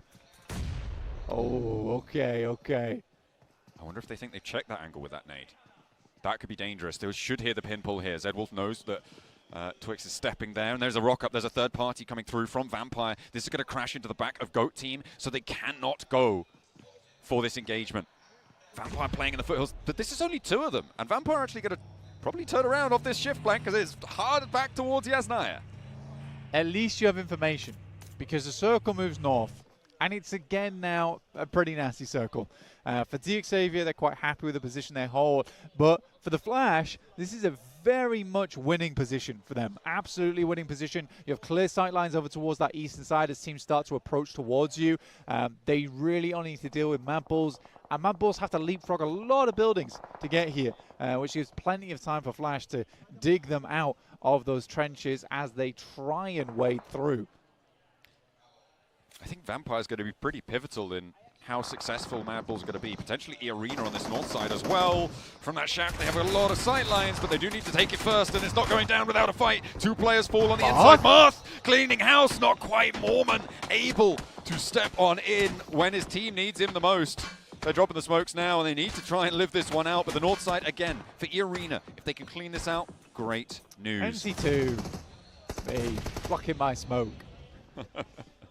Oh no, catches the heel there. Not friendly, not nice. Catch for Ulf, did flex all the way out to the east side. Vampire still taking a lot of damage, but it's actually Silas who chimes in for another knock towards Goat Team. There is an answer though. Oh, he's flushed away. Okay, hang on a minute. Kaya losing players. They've actually, okay, they moved ahead. I was wondering, why are they taking shots from that back? Don't they need to get a move on? But no, they already did. But they have moved in with 3. That should be fairly successful here. But Magnum Kaya, they are at 3 still, so they're not doing terribly. Wild is down again. That's a 2v4 versus Vampire, and you start to believe that it's gonna be rough now for Regnum Kaya. Already had a fairly decent game though with the 7 elims they were able to get. Zed Wolf just peppered at the moment. I think for Regnum Kaya likely they go down soon, but I think they'll be quite pleased with this match so far anyway. Wolf Could go better. 1. Oh, he's traded. Killer Joe there. Loxy tries to move in to save his teammate, but he's flushed away very, very quickly. The roll down not going to quite connect. Catches on a mission, on a wide angle. The off angles are there. And Vampire now trying to stop this fight dead in its tracks. 2 players still for Regnum Kaya. Go up in smoke. Goat soon to follow. Divided and conquered by both Vampire and Ulf. The flex outs working wonders. Tony K, what a player this guy is. Has always had a huge amount of talent and is now looking to prove it here at PMGC. Catch goes down to Meowlag. And Ulf realizes maybe they bit off more than they could chew here versus Vampire. You don't want to get into a chewing contest with a Vampire. That's just a terrible idea. All things considered, there are far better things to be going for. Although Wolves, pretty good chewing themselves. It's an age-old rivalry. We'll have to wait and see how that one's going to come on through. They choked on their group stage. Yeah, okay. All right, that's fair. Vampire didn't even play a group stage. Shift into Flash's favor. How many points do they have, though? 0. They've got no elims right now, Blank. And it is very much one of those late game, not gambles, but investments, right? It's a late game investment for Team Flash. They have put a lot of, well, they have a lot of presence on this East Point, as you were highlighting earlier. We'll see if they can maintain against some incredibly strong teams here. Going to look to try and take it from them. It's still a weird circle in the sense that wherever it goes next does change the way the game plays, right? There's multiple circles in the past where no matter really what it does, there's still one team that has that really strong spot. For the Flash, though, if it starts moving up towards the north side, they start to have a difficult game. It's tough decisions ahead of them. Lovely shot on Aaron, though. On the moving vehicle. Luckily, Solus is there to find Turney. And that was 3 players in the same vehicle, just getting sprayed down. Scarface, a complete broadside on that rotate. So just Joker remaining for Arena. I thought maybe, but no. They weren't the ones to save me. Not this time. Ulf is ahead of him here. I think for Joker, he's not long for this world. They also have sightlines on him, right? They already took tags over towards this guy, so I'm pretty sure they know where he's playing. Ooh. Vampire make their way up, though, towards Flash. Flash have to remove these players. Yeah, the window shots not quite landing on towards Vampire on their approach. Already found an opening. This is not good news for Team Flash. Not many placement points if they go down here and now. That is not ideal. Joker trying to make his open dash. Zeus will be getting rest in the meantime. I think Mad Bulls need to think about moving now. Think about moving in towards the position of Team Flash. Maybe move a little bit further south. Get across that road potentially. We'll have to wait and see what they go for. Ulf also marshalling their forces. After losing Ketch, they're playing as 3, but they've got this hillside. You're concerned with the next circle, though. I think for Mad Bulls, they don't want to cross this road, because what happens if this moves north? What happens if this moves down towards the southwest? There is a lot of changes that can happen here, where then suddenly Mad Bulls have a prime position. Sadly, that is just the case right now. So teams can't make these rash decisions too early. For Ulf, they're likely just going to hold on the eastern side as well, because you'd have to wait for stage 7, stage 8 to truly understand what kind of rotates you need to make. Come on, Team Flash. Let's start getting some elims here. It's about time. They really need to earn these points. I'm getting a chicken dinner here. Pretty solid stuff, if you can find it. Vampire, though, they have been very effective on that south edge. Ulf going for the crash. Okay, they're rolling in from the east side, over towards DXavier. A lot of damage. No damage from the fire. Solus is next to fall, though, and DXavier with 2 hold out the first wave from the east side. Just Scarface now remains. A little bit of a lackluster roll up there coming on through. Over towards the DXavier corner. It's going to Flash, though, with the circle. Blank. I mean, they have to get points on this. They have to get more. You've got to translate this game. And if you don't, then life gets real difficult. Especially being in 16th place right now, this has to be the game that Flash really gets things back under control. If you can't win this match, you are starting to look a little bit scared for the Flash, because this is very much a winnable game. And with Vampire, who, like we said before, didn't play any of the stages of PMGC, they are our invite team. To go down to this squad, that would be a little bit unfortunate, no? I think so. I think so. Ground floor now, though. Under pressure, the Mad Bulls make the dash. Team Flash give ground. I don't think this is a terrible idea. You can't hold this with Vampire being in the wings, right? You cannot go for that fight with Vampire in such close quarters. They're already nading out your positions. They will third-party you at a moment's notice. It's going to be a 3-way fight, I think, for this one. I think it's safe to say this fight is going to be our final 3.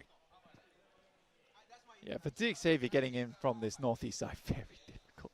Oh, Scarface will try and put those long-range antics to good use for himself. But more likely looking for the top 3 here. Try and live things through as long as possible. You can see what kind of open ground he's crawling into. It's likely one of these players will spot him at some point in the near future. This 3-way standoff, I think, kind of helps Team Flash survive, but does slow them down. I saw an explosive bow. I just saw an explosive bow. I didn't realize we'd invited Sook. What's going on? He's not supposed to have lives on. qualified. The legacy lives on. Oh, it's there. In Team Flash's hands. I mean, it's good. It's definitely good for clearing out these types of windows. So I don't mind it. I really don't mind it. Outside. They find their first point. Blank. That is good news. All right, they're off the mark. Surely now they get the rest of them too.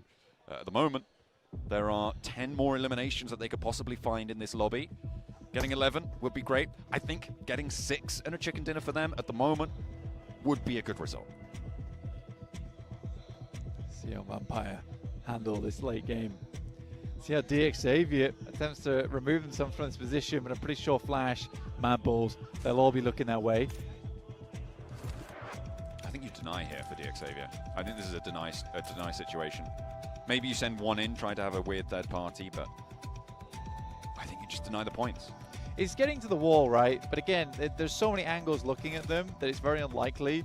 They have to be so aware when these angles change that they can make this move. But as time has progressed, as time has moved on, this is now what they know to be one of the only viable spots remaining that is about to be out of zone.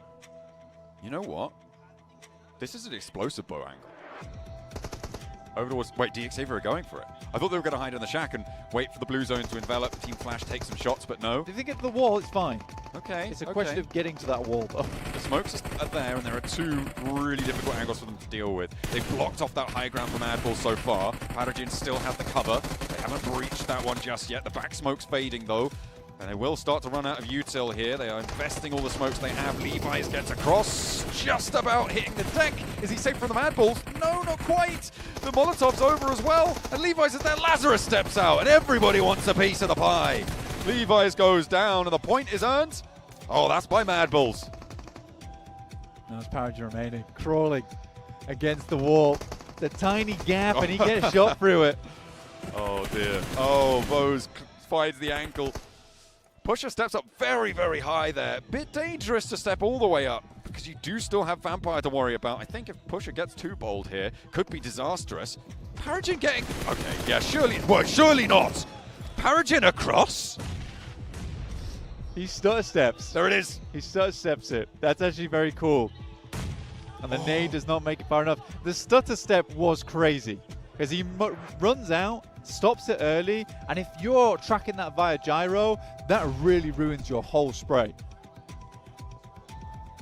He's across, you said. If they get up to the wall, it's dangerous, but there's only one of him. Surely he can't do that much, but a knock over towards Team Flash. I mean, the blue zone's going to push everyone in. Blank, this is the final zone. Our last 3 teams. Tom can't connect on the spray. Pmgc evading these bullets. Another nade is getting cooked up, and Tops is looking to pop a stim. The res is coming through in the meantime. Vampire are going to have to close down on this one, and Tops finally gets rid of the Thorn in their side. 4 players now on every remaining team. Another point added to the tally for Team Flash, but only 2 so far. They need more. Vampire looking for this chicken dinner. It's an awkward position to play. They are lacking the high ground. We're in stage 9. We're about to close all the way dead center, and no one really has advantage here because no one wants to play in the courtyard. Ooh. Great nade from Flip though to start things off. That should be a flush, nice and easy, but another knock goes over towards Vampire. Nyala goes down. That should be reasonable, but the blue zone's putting a lot of pressure on. Vampire trying to dash across. Zeus trying to track through the smoke, but a little, again, a stutter step coming through. Lemon moves out in the meantime. Now he's up close and personal. Nade still in the pocket for Vampire, though, but a lovely lineup from Zeus to find another onto Vampire. Mad Bulls, the only team now with 4 players alive. 2 elims on side. The Mad Bulls will be denied entry. Nobody now healthy. Pusher moving forwards. Team Flash starting to lose players. Wind drops down in the off angle there and is the last player to go. And he will go up in smoke. A low elim game and Team Flash denied. God. Vampire now burning in the sunlight under pressure. But 4 players alive, just about dodging it. A bounce on the nade and 2 Mad Bulls now. Look at a charge through the Vampire. On the off angle though, there is nothing to do. Oh no, it's self-nade. Disaster strikes and Lazarus with a bad bounce. Steps up, a challenge, 2v2. Nyola now needs to come up big. Goes for 1, goes for 2, no! How on earth do they let that go? Vampire on their home ground fall to a self-nade. Lazarus, what are you gonna do? And a miraculous turnaround for the Mad Bulls. Actually, diabolical moves towards the end there. That nade ruins everything. But I will say one thing. The Molotov sent through the window. It got sent through the back window, through the side window, onto the shack. That was really, really well played from Mad Bull. Super good knowledge of everything in that area in terms of terrain, in terms of building geometry. Gorgeous. I mean, they were helped along slightly. And then I also really wish that Meowlag came out of the shack a little bit earlier.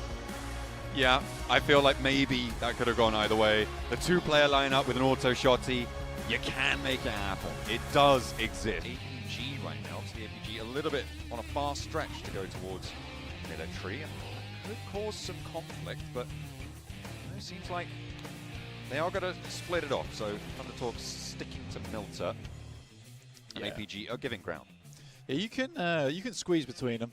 You can absolutely squeeze between them there. So they've got a nice rotational path here, going down on the south side and then swinging on the western bridge. It's going to be a bit of a quick loop for them, though, in my opinion.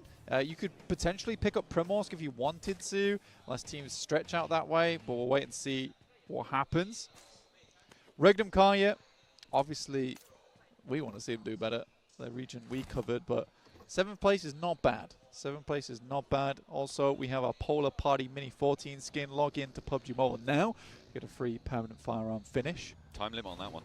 There is a time limit. Yeah, absolutely. Get on that fast. All right. It's the early game right now. You can pull up PUBG Mobile. You can get your free emotes as well and all your extra goodies and prizes. Yeah, those ones last a little bit longer until the 25th. Until, well... Focus on the Mini 14 for now. Okay. All right. Yeah. Well, to be fair... You can get both done. It does look pretty frosty. You can get both. You can absolutely get both. And you can get that redemption code as well. Make sure you enter that one in-game. PUBG in Bangkok. make sure you're getting all the goodies on side. I was Throw going to say them it's at until you. Christmas Day, but in Europe, in the majority of Europe, they celebrate Christmas on the 24th. Isn't that weird? Isn't that weird of them to do that? Ugh, weird. Yeah, strange, odd. Don't like that. Then again, we probably are the minority in that case. Yeah, no, well, no, I think the majority of... Anyway, let's not dive too deep into that. Europeans weird, including us. We're also weird, but for other reasons. Goatsy right now, playing in the prison. Oh, goodness me, if you didn't see the prison finish in Last Chance, then go and watch that one after today's shows, because it was very weird, I think it's safe to say. Yeah, I mean, 7. I mean, Globan just threw themselves off the cliff there. Yeah. Very unfortunate. Very unfortunate. A lemming play. Didn't enjoy it very much. Flip here from Mad Bulls. Fantastic work in the last game. And him and Lemon, 2 players that go hand in hand together. Really, really good stuff. And always nice to see Mad Bulls succeeding. Honestly, Tulika been on multiple teams throughout the years as well. I think that he's developed his performance a lot. Out of many players, some players just born into this game and are insane from the get-go and remain that way. You can't really talk too much about it. But I think for Tulika, he's had a bit of a tumultuous journey throughout PUBG Mobile, starting off as a bit more of a aggressive player, maybe too aggressive at times. And he's brought that back, and he's become a very good anchor player for the team who also has that capability of the firepower. And I think Mad Bulls are really succeeding off the back of that. Yeah, I think potentially a little bit of a underpredicted team. I think it's safe to say coming into this one, a lot of teams were sort of dominating the headlines. Mad Bulls may have been, 4th, 5th, 7th, down to sort of 7th seeds. I think if you were going to organise the tables, you may have been putting them in there. But definitely at the moment, impressing. But given the fact that APG are in first place right now, almost entirely off the back of their single chicken dinner, with 7 points earned outside of their chicken dinner, it's still very much anyone's game at this point. Circle over towards western side. Let's refocus on that a little bit at the moment. DRX do head out a little bit further towards the west early. Ulf is going to be playing around. Ferry Pier holding the yellows as well, waiting for that approach from Kara. Likely Ketch is going to back off as soon as he sees that happen, but hopefully doesn't get caught out. It does happen occasionally. DX Xavier with a decent starting position for themselves, and they are at their post ready to sprint across the circle. But always a curious one. We do have a little bit of Sosnovka cut in here. There is a small chance it heads down towards that bridge, but probably not for long. Much more likely we head over towards Everest or even the swamps around Quarry, which I really wouldn't mind, considering so many teams have got a long way to go to get over there. It would be a massive mad dash for a lot of our squads. Really have to get the old sneakers on and moving. Absolutely. Going to have to keep moving. I have the question of, are we getting Gauntlet or League Stage APG again? We've seen, as I said before, both of those 2 teams today playing under the same banner. Greg and Kaya are going to try and jet their way out towards the middle of this circle, get over towards the west side, get closer in. We'll see whether they're able to pull up. Right now, not too much contest ahead of them. Mad Bull's going to be potentially crashing into their western side, so could be trouble ahead, but I'm sure they'll find a way to navigate it. Alpha 7 splitting out, getting another vehicle on side. Playing from the west side, seems like they're going to have a good time setting up. We'll see where they choose to go. I mean, regardless of Vampire not getting that win last game, they have dragged themselves to the table quite a bit, right? 4th place right now, 23 points. It looks quite good. DX Xavier riding off the back of their 2 matches, let's be quite frank about that. But we are still just getting into match 4. So there's still time for these things to even out. But I think for DX Xavier, out of all of these squads, this is the team that has had a few more freebies. Yes, they've played a good game towards their first match of the day. They're over there on Rondo in the open area. I think that was actually a very nice match, but they had the zone for a long, long time. I want to see more out of DX Xavier outside of just those 2 games. Yeah, I think that's the story for both of our top 2, as we highlighted earlier with APG. We do want to see more. Well, I don't know. I mean, for AP, to be fair, they displayed a huge amount of class in they their way. played a crazy Erangel. They did play it incredibly well. You what heard I mean me, is, you what I mean heard is, me I stop want talking, to say, didn't you? You heard me like yeah, I was like, gasp I heard what I said, and then I Yeah. thought, I know what he's going to say, and so I jumped back in because it is fair. Absolutely, their Erangel win was absolute class. Ooh, that is a sit down there, and Thunder seemingly not able to talk, a little bit muted on this tournament so far. That's going to be another flush sent their way. Nasty stuff, but brilliant pickup. Let's be able to find that point. Yeah. Alter Ego, happy. That's a ridiculous shot, though. No? Wait, Alter Ego got that point. That wasn't go. Oh, I okay. wonder if it was all Alter Ego shot, because like I said, that is a ridiculous shot. It was on target. But regardless, through the trees, you're like spotting a tiny amount of area. Blank the circle. Yeah, well, I might have jinxed it there a little bit. Just a little bit, but you're heading down towards the south side, towards the bridge. Super uncomfortable. Teams probably don't want to head over towards Sosnov because we're really limiting the play space so early in this game. I think this might be one of those matches that ends around about Zone 8 instead of Zone 9. So we might get a bit of a quick match here over on Erangel, our final one of the day. Quarry opening, big feature into this circle on the west side, Blank. Everything around Ferry Pier, that ridge line of hill that stretches on that roadside as well, can contain multiple teams, a multitude if you let them. A lot of teams are crunching in on this northern shore. It is really nasty. Maxman is making emote faces at me right now, and maybe it's going to be a chance for him to continue as Regnum Kaya lighting up the battleground against Ulf, who actually drop here. Regnum Kaya going to wade straight on into the fight, and Loxy not going to go for the reses, instead maintaining ground in the face of Ulf. Yeah, taking a hell of a lot of damage here, the Regnum Kaya. Smoke does work. You know, he gets the bounce. We'll try and run away from this one, but Regnum Kai, I think they do succeed on this. They get the majority of the ground taken over inside the building, and likely the Ulf is not going to play off the back of this. The crunch is insane, by the way. The amount of teams all in this area around Ferry Pier and towards the lighthouse on the eastern side, that is a wild amount of teams. They all make their way in. Regnum Kai are looking to pick themselves back up, though. They have one of the most central positions. They're one of the best teams at playing central as well. And they do get all 4 players back up against. This is a very promising start for the Turkish squad.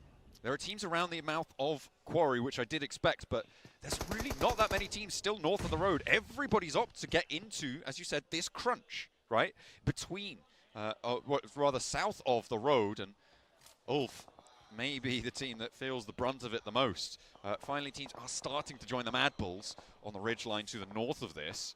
But right now, I feel like the Mad Bulls might have a pretty commanding spot here. Potentially difficult to transition away from.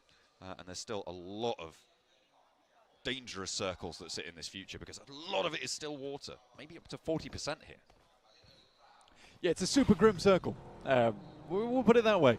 Super grim circle. I think for most teams, they don't really enjoy it. But the reason you're seeing so many teams like group up around this area is you want that chance to cross the bridge if you absolutely have to, which is still a potential in this match. It really is still a potential. We could head over towards the north side, but players equally not fond of that as we'd be heading over towards the fields on that northern edge. E-Arena would control a fairly decent position, but it's Alpha 7 with that lovely compound that sits over towards the eastern side of Quarry. Not the one that's down in the ditch, but you can see right here on our screens as we get our next circle. It is over towards Ferry Pier, which was sort of a given considering the circle, unless we got some absolutely crazy scenes down towards the southeast side. Glad we're not seeing that for a lot of our teams on our screen at the moment. Yeah, a bit of a compound standoff right now as Team Flash 7 desperately wants to see them hold a compound, hold it down, but I have to do it against Alter Ego right now. APG holding their south side as well. Krypton on the outside here, looking to vault around, get the off angle. Tops is off in the distance, actually on the hillside, so could prove to be an important third-party attack, third angle. Vampire having rounds sent their way one after the other. Ida connects, but he's backed off the angle. This should be resable for Vampire. I think they're going to be able to maintain, but both of these two teams going to have to move, as everybody is still crunching south. Yeah, Wait, Thunder Talk. Ida's coming straight back in. Thunder Talk, yeah, they made this ramp, right? It was a weird ramp that they made down towards the southeast side. E-Arena looking over towards Alpha Gaming, who were sent away from this position, playing a little bit split there. But if they can regroup, I'm not too angry about it. I'm honestly not too angry about it. They got themselves a little bit of early warning signs from teams starting to make their way in. They are very central as well, John. Very, very central indeed. The arena went very quickly through the middle of all of that from the northern side, and APG back off. They don't want to keep that fight going. So another team joins Ferry Pier with DRX on that west side. He's really, really front to back on that little settlement there. And actually the fact that only Ulf has lost a player in Ferry Pier right now is pretty nuts. It is pretty nuts that only one team has lost a player in that spot. DRX also playing as 4. So we have 4 4-player teams, 1 3-player team playing in the same settlement right now. Yeah, the old Regnum foresight there once again. Clairvoyant Silas, kind of understanding where this circle probably will go. Looks to claim a position nice and early, and absolutely does, and that's where that Ulf elimination came from. Sighting up over towards the island. Sits between Sosnovka and Ferry Pier. Playable, definitely playable. For how long is the true question of it all. Will give himself a loot crate, which is hilarious that that drops there. For Thunder Talk, they'll take it. They'll take it. They'll pull the tops on this one. Okay, all right, yeah. Well, they are already down a player, so they do need all the help they can get. D plus Kia, they are moving in from the north side and potentially looking to challenge Mad Bulls, but they don't need to go that far just yet. DRX should be aware of Thunder Talk maneuvering around on this south side. It's actually not too many teams that are going to be within render distance of Sighting's position. There are... Okay, no, it should be most of the teams in Ferry Pier. Maybe just about. Maybe not APG, but it's going to be a limited amount of impact. Okay. Hard east shift. Regnum Kaya slap bang in the middle on the east side of Ferry Pier. Yeah, this is big news for Regnum Kaya. They're going to love this one. This is going to give them a massive opportunity for a big win off the back of this game, but they've got to hold out. They've got to hold on. They have a fairly good compound to do it from as well. Great shots from Guizhou. Again, you are going to see this regularly over here at the Pmgc Grand Finals. Players are getting so good these days. Players are getting insanely good when it comes to those long-range shots, especially just with the assault rifles as well. Very surprising to see, but they're happening more and more often now. Ooh, Team Flash on the north side are winning their fight with Alter Ego, busting them down to 2. Haven't lost a player yet, but that could all change. And D plus Kia in the meantime, by the way, off in the distance. Nice little pickups coming on through for Team Flash, go moving out in dribs and drabs across the open grounds here. Vampire making their crash in the meantime. Again, looking to join in on Ferry Pier as another team getting into the mix. Oh, the needle threaded there. That should be resable as soon as the smokes plume, but Miaula needs to be careful, needs to be a little bit tentative. Come on, guys. Oh, yeah. Oh, come on. That's a little bit of communication is all we're asking for. Not much more than that. Okay. Looking towards the circle, though. Blank Thunder Talk have made landfall on that south side. Yeah. Thunder Talk has probably the weirdest playstyle I've ever seen out of a single team. Their ability to go from tactical, aware, methodical, to chaotic, and just pushing teams like crazy. It doesn't make sense to me, but I love that they can just flip that switch on a dime during the game. It's really great to see. Not a lot of teams are able to shift gears like that quite as easily as Thunder Talk are. Gives them a real advantage when it comes to those moments where they absolutely have to change that play style in the moment. Absolutely. D plus Kia, I mean, they've been able to patch themselves up, but will fully lose one now in their engagement, their standoff with Team Flash. Alter Ego obviously losing half of their players, but getting down all the way to the south to one of the piers, one of the outcrops there. Alpha 7 on the northwestern side right now. Looking to try and push on through. It looks like, yeah, Arena and Vampire are going back and forth, but it's not going to be a happy situation for Vampire. They may still be able to get that res. Back on, though, with Alpha 7. They have R8 to their south and 3 players from D+ to their northeast. We'll see who's going to go for that crash, or if they're going to try and divert R8 and disengaging. They're going into the west side of Ferry Pier. In the meantime, Everything's popping off on that northern side, or it certainly should be, as the south end actually finds Alter Ego coming a cropper. Alter Ego down, yeah, very surprising. But again, we're getting to that stage of the game now, into stage 5, where this circle can't really hold that many teams anymore, and it's going to get worse and worse and worse. For the time being, there is still compounds available, but as we crunch in, teams are going to start falling like dominoes into the future. Chips here, CQC for D+, but it's looking bad. It's looking very bad for D+ and their prospects. Looking to get toasted here. Alpha 7 rolling in as well, just over the ridgeline. Revo looking to heal Mad Bulls.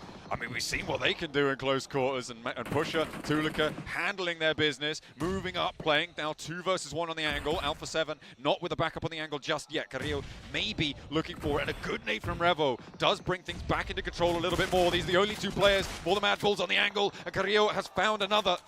Last player to stand for Alpha 7, but the Flash are here. They flexed out from the northeast side. They've dealt with the majority of the damage towards Alter Ego, a lot towards the rest of them, and they want to sweep through the rest of this fight. There are not too many remnants left to sweep under the rug. I mean, Flash gets a little bit out of this one, but they've already got 6 elims. Oh no. So they're kind of quite crazy with this one. Alpha 7 Carrillo steps out, but as he walks back in, takes a bit of a tag. Wounded now is Alpha 7. Carrillo, that nade should do the trick when it pops, but not even required, as Bose will finish the job with the DBS in hand. For the Flash, at this stage of the game, you know, it's still not too late. But playing in front of a crowd like this, it is nerve-wracking. Especially for a fresh team like this coming through to PMGC. It is so, so different. They had nerves cold as steel over in the gauntlet, over in the group stages. But here, it's a very different story. But they do still now have a 4v4. They've managed to win some of the fights, and Bose lands first knock on the off angle as well, stepping up on the side of that tank there.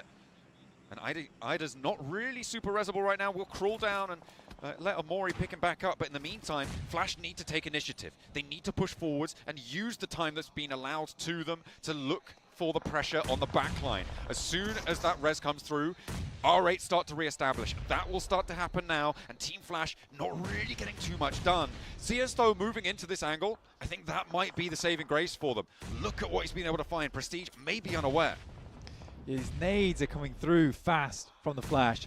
And the only way I can see this happening is because they've got so many to work with. Zeus finally finds a little bit of value off the back of that. He does spot Amori straight away. It's a great nade over towards Ida. Very low now. But Zeus has got a lot to deal with in front of him. Team not quite seeing these angles just yet. But Ida's low, Marth's low. Ida just gets the first aid kit off, so he's back into the fight. DXavier with a third-party knock over towards Team Flash. Slow their roll a lot here. But the holdout going to try his best, but it's not going to happen. Amori now rampaging over and on through. Marth with the side angles, and Levi's really, really ruined their day.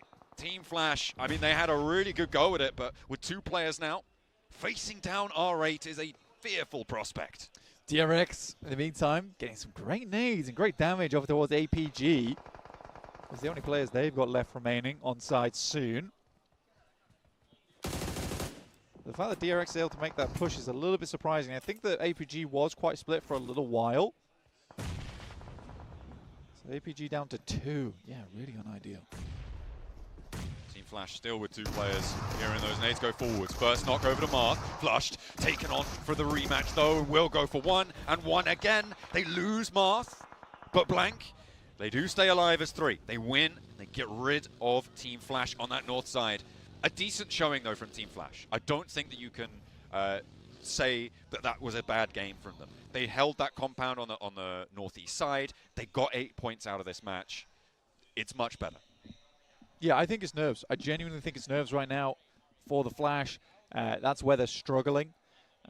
But getting 8 limbs there, that's probably bearing a lot of confidence for them, in my opinion. So they'll probably play better going in towards our next couple of matches, but we're on a whole different map. So maybe back to square one. We'll wait and see, though. Hopefully that's not the case. Thunder Talk staying alive towards the pier, I think is probably one of the more surprising things of the game. Interesting rotates from this squad are not to be underestimated. I hope they get late into this game, so we get the rotation graphic that highlights what they did this match. Yeah, it was cool. That Very, would, very cool. That'd be very interesting. Might not, though. If they're going to get picked off like that, DRX taking shots out towards AJ. Yeah, not going to be getting away with that. So it is just Sighting and King. I think Sighting's under pressure from Regnum Kaya, so that is a difficult move north. I don't think they're getting through this one. Bit of a blockade in the way. Kara coming up against their own blockade. It's DXavier in some buildings. They are very used to this today. They've been practiced, old hands, but Kara seemingly finding that opener. Marceau backing off the wall very, very quickly, though. I bet he wish he hadn't. I bet he wish he'd stayed tucked on in. That's He a was running parachute away. nade for you right there. Running on out. Oh, and there's R8 chiming in as well. Lewis goes down to that off angle. DXavier not really too phased at all by Kara's runner. Not at all. Lovely nade off the back of the stair window as well. Bounced out towards Marceau, immediately took him down. Oh. CEO will nade Marceau out. So, no points for you, Parachute. That's one way to do it. That is one way to do it. All right, are still taking these shots on these off angles. CEO got a couple more nades. I think this will be the last one. Looking for the cook, and it's not on target. Mori spots him. CEO goes down. A nice lineup. Brilliant on target spray there. Yeah, that's a very impressive spray coming through from Omori. Basically, no kick on it as well. Well done. Poser. Well done. Now just Poser moving forwards, and he's down. It's Regnum Kaya to pick up the point. They've been on this east point of Perry Pier for a while after some... Perry Pier? Yeah, they picked a pack of pickled peppers too. But they do manage. Okay. Wow. Well, we'll ignore that because Ziol's just landed a double. Oh, he's the last player to go, but he's still going to put up a hell of a fight. Does he have more in the tank, though? QXZ now in on the ground floor. Ziol meeting downstairs, looking for the shots, hopping around the door frame. Doesn't quite connect. And QXZ looking to try and wait for his team, but does he have the time? E-Arena are going to bear down upon this in the meantime. The reses can come through, but Ziol wants to try and make the most of it. Now you're too late with that nade. Ziol does fall. And APG may be denied even the points on this one. It's another gauntlet APG game. Good stuff there from DRX. And again, DRX is a strong squad. Initial fight over towards APG was great. It was a little bit split for my liking, personally, over towards APG. I think they needed to give some ground a little bit quicker there, because DRX basically just flew in from the western side, picked up first knock, and that was it. Thunder Talk get King and Sighting into the mix here. Regnum Kaya still going strong on this east side, but it's their cross, right? It's their entry point to the circle that is a little bit hard to work with. Oh, Wolf get caught on the cross, losing one. DRX now up to 5 elims on the southwest side. Regnum Kaya moving in from that east point, going to have to condense a little bit more. I mean, it is all about R8 transitioning. It's all about DXavier transitioning down south. Who's going to be in the lead when it comes down to it, right? Because there's a lot of this circle that is just outside Ferry Pier. For Regnum Kaya, they make a good play here, though. They get up to the next edge, but if I'm Regnum Kaya, I have no idea Thunder Talk's here, by the way. I have no idea. I don't think they do. I think you're completely right about that. R8 do go down and they try to make it up to the roadside. And they just aren't going to find it. Yeah, they have absolutely no idea. They have absolutely no idea. For Regnum Kaya, there is no way that they could know. So this is totally reasonable to not be aware of this spot. As soon as the jump. Okay, as soon as the pin. Wait, Zedwolf spots it. Okay, they know. He goes down, but they have got the info now. They know that there's threat in the sidelines, and this should be a bowl. Just pour those bullets on down, but the nade is there, the answer. King goes, Sighting now, steps up, goes for Loxy. Silas and Wild now need to hold their nerve. No third parties yet. DXavier have moved in the meantime, but I don't think they're looking at a third party. Not for the time being. They had a knock outside. Sighting goes low to another nade. Regnum Kaya now with 2 players. Will they go down to the wildest off angle we've ever seen here? Push this. Sighting looks for the push. The res is starting to come on through. He steps in. The smoke has bloomed. Silas with the challenge, and he holds his nerve. Regnum Kaya need to put themselves back together because they are cracking. That's a gorgeous smoke from Silas. But more than that, Zedwolf. I love that guy. I love that guy. Oh, what a Who checks that? Who checks that other than Zedwolf? Oh my god. Like I said, they had no idea. They had no reason to have any idea. But the fact that he checks that really shows that he is playing at a PMGC level. Anywhere there could be a player, I'm checking it regardless of whether it seems so silly or it seems so insane, which it absolutely is to check that angle. But he does it anyway. So very, very well done. Yes, he gets knocked off the back of it, but the information he provides is life-saving. Brilliant, brilliant stuff for Pmgc to be able to check that. Now up to 3 elims, adding those 2 to their tally. DXavian not quite able to push all the way across is brilliant for them. They can flex out to that east side, start to establish lines up towards the north, which they're going to need in this next zone. We're into stage 8. You thought it might close down a little bit earlier, Blank. I think you might be wrong, given the Ferry Pier situation right now. Ulf very much on the ropes. The nades still finding their way into the ground floor of the Wizard Tower, but not quite getting the full job done. They're going to have to do the rest, maybe a little bit more up close and personal. Clash over to Scarface. It's found, it's traded. DXavian, DRX rather, lose 1, lose 2 maybe. Yeah, DRX getting up off this coast, hard. Very, very difficult. Eventually, it was going to have to stop. Great 1-2 punch there coming through from Ketch. Instantly on target. What a lovely little step up there from Ketch. Last player to survive. Tower defense right now, and to be honest, if one of these 2 teams on the east side doesn't go down, Ketch has a fairly decent crack of getting in towards second place here. Yeah, it's a real question of how many balloons he can pop before he does go down. Oh yeah. Oh yeah. Yeah, very difficult to play the center of this circle, John. Pmgc, though, I think their biggest task at the moment is DXavian. How much utility they have remaining, because they had to waste a lot over towards Thundertalk, which is quite frustrating for them. 2 players in a vehicle that is smoking. This is a dangerous maneuver, but getting over towards the Wizard Tower, okay. The arena might try and challenge it. DXavian, remember, they still have angles. That smoke to Zedwolf's right-hand side right now is so important. It's on the clock, though. Evades the damage from the nade coming on in. And actually, DXavian take a knock from Tourniquet. Arena helping out this approach coming through from Pmgc. DXavian now with a little bit of trouble. Wild spraying pretty wildly, but does connect a shot or 2. Ketch is still there on the ground floor as a nade finds its way on through. Everybody now looking to try keep the territory they've earned, because this zone is going dead center. Ketch now on the ground floor, looking to just try and last this one out. Silas not connected with a nade. Zedwolf is, though, with a spray over towards DXavian, and they hop out. But immediately it's Ketch! No. Oh, Ketch, no! You can't do it to him, not like that! Zedwolf falls too, and a nightmare lineup. Ketch with the catch out. The 2 turkeys take themselves out of action. Oh, it's a nightmare. It really is a nightmare. Natey takes a nasty nade to the back of the head, but E-Arena looks to keep pushing right now, but it's looking too little too late as DXavian, they step it up once again. The heat is in the arena for the Spiders. Hey, they didn't get the circle fully blessing them this time, but they are able to pull through. A second chicken dinner for DXavian today. A great result for them. Real tough times for Pmgc though during that match. Thundertalk and Ketch both proving to be a little bit too much. The full force they can handle. It's those sneaky little solos, those duos, a little bit too hard of a hurdle. Yeah, this Vietnamese team. 2025. I don't want it, but it might be on the cards. We'll have to wait and see. Is the team going to back off from the angle? I mean, especially here on in PMGC, right? Grand Finals. Do you really want to be hot dropping? It's a little silly, but it is still a potential. The D+, like the boys were saying, we can't keep saying this over and over, but it's not even just D+. It feels like it's every reigning champion and defending champion is just horrendous the next year. I think the only exception, Silas.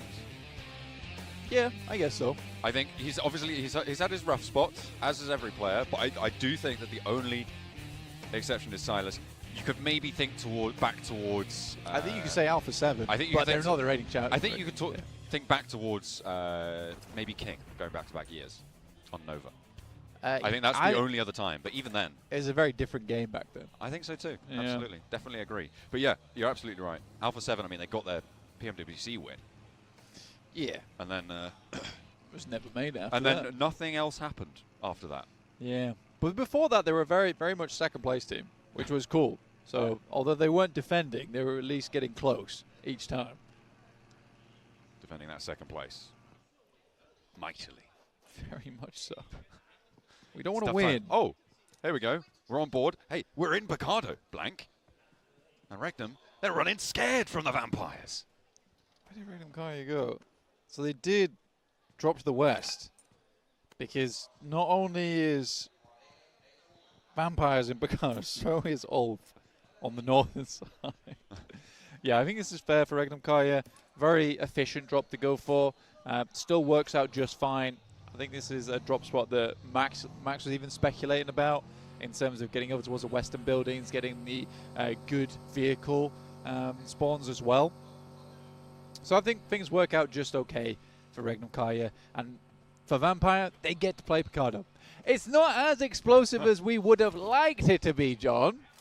Well, but at least we aren't having to deal with watching two teams sit around in apartments. Until minute 16. And then die to the blue zone. Yeah, because the problem with that is that observers get like brain rot, I think, when we have Picado hot drops. And Oh, yeah. The brain rot really bleeds in. Poser! He's invisible. He is the bush. Poser has become bush. Look at him. I've got to fully finish my point there because I don't want to just say the observers have got brain rot because they don't. Well, they did just then. It's just on. It's Picado hot drops where we 6-7, am I right, observers? Yeah, that's right. That's right. Where the observers will just keep coming back to the Picado apartments. It's like, please, we don't want to see Picado apartments anymore. There's been so many great fights that you've been catching, but you just keep coming back to this, and we want to just leave it alone. No, it is true. It is absolutely true. It's such a horrible result for everybody if you stick to your guns on that Picado hot drop. You can see it like once at the start of a tournament, and then someone has to move. Someone has to move, and the issue is ego gets in the way a lot of the time. It does. On that one. So it's good to see that teams have figured it out, and at the moment, the Vampires, the alpha of the pack, Regnum Kaya, tail between their legs, off to the west side. I don't think Vampire's done terribly, honestly. I think I'm fairly impressed with Vampire, all things considered. I think this is a good result. We have seen worse results from teams coming into Pmgc as an invite in the past. But again, it sort of depends on where we end up after match 6 for Vampire. And even more so after match 6 for tomorrow. Because there's a big chance that Vampire drop down towards 16th place tomorrow because we haven't fully proven them just yet.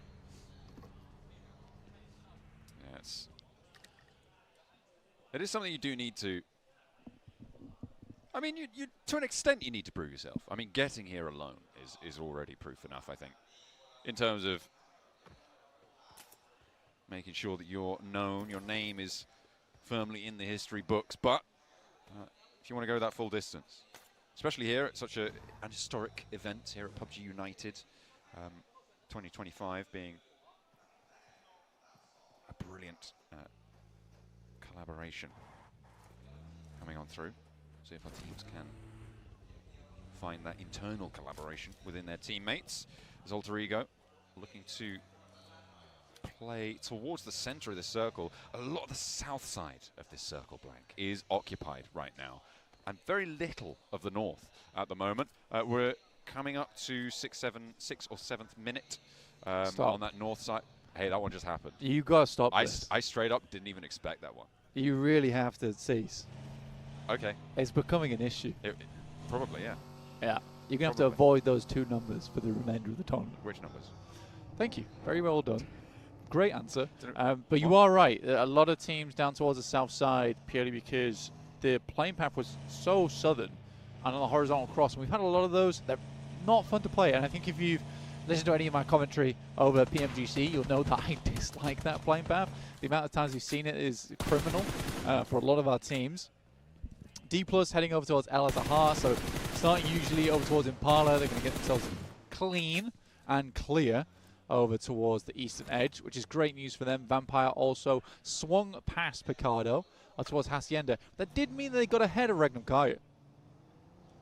A little bit of a ahead of the curve there, but Regnum Kaya going to swing low on the rotate here underneath King, who backs off. Not really going to find shots as well from the high ground.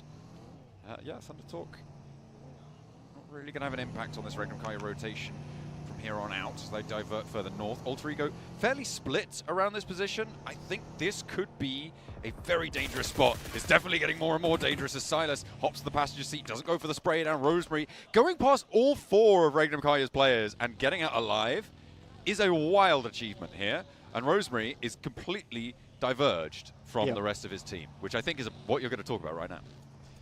No, actually, what I was going to talk about is that I think for Regnum Kaya, this is a fine play to go for because they want to confirm over towards Longhouse. And I think that if you see a play like this heading up the road, you're worried the rest of the team is heading towards Longhouse before you.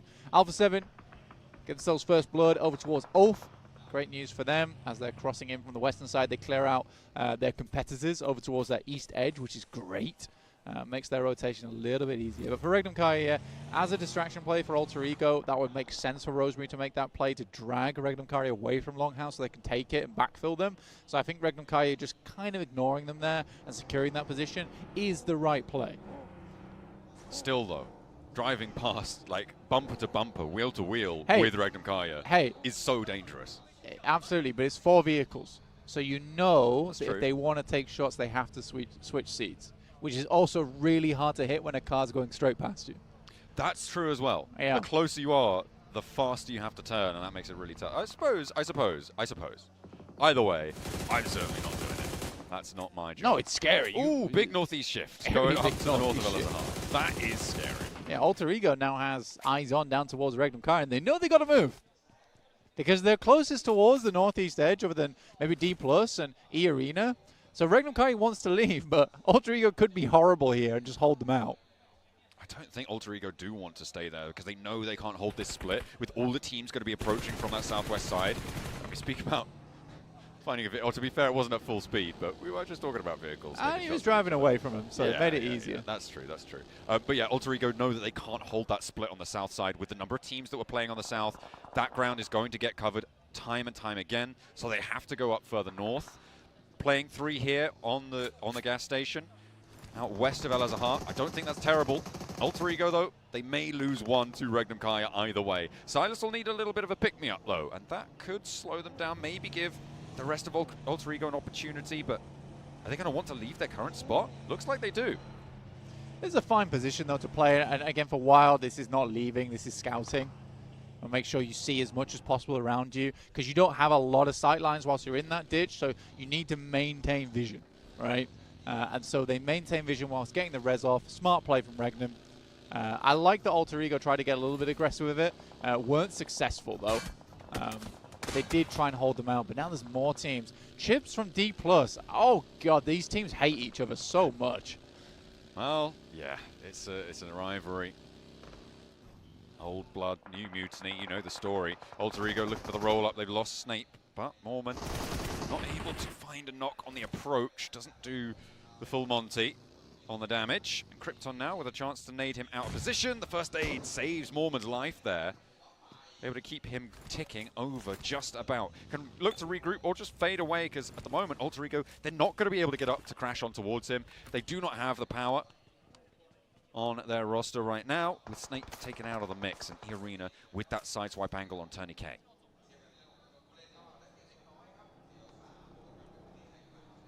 So E-Arena able to get on that north side is good for them.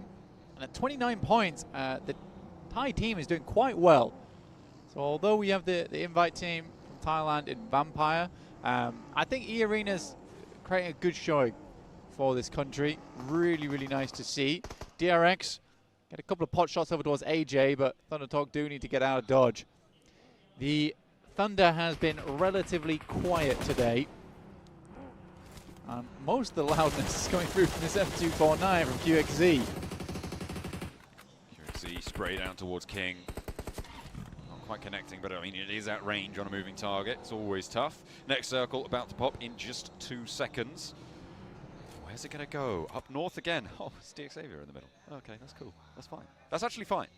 That's actually fine. Well, I think at this point we need to admit to ourselves that maybe, just maybe, DXavier has some killer rotates. Okay. They do need to regroup one another because we have Paragin as well as Nate, as you can see in the back line here, looking to regroup on top of the rest of the squad who got there fairly quickly. Wow, that's a lot of airtime. That is a lot of airtime. That's plus 800, bonus on the ×2, 1600. Fantastic stuff. Well done. Brilliant. No notes. Fantastic. Yeah, no, just don't crash into, actually no, one note, don't crash into the tractor at the end. Regnum Kaya move on up towards the center as well. They move first out of pretty much everybody here. Kara stretching out on their north side. Irina on the west didn't want to move. A lot of the teams in that area did not want to move, which is why they were the team to move first. But APG are going to try and fill in where Regnum Kaya have left that void, have left that little vacuum. Silas alone on an off angle, but they do have 4 players alive, so back up, very easy to marshal that way.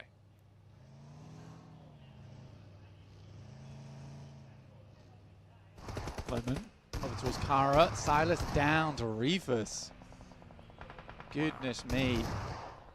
Bit of an unfortunate loss there, Silas, on a very wide split.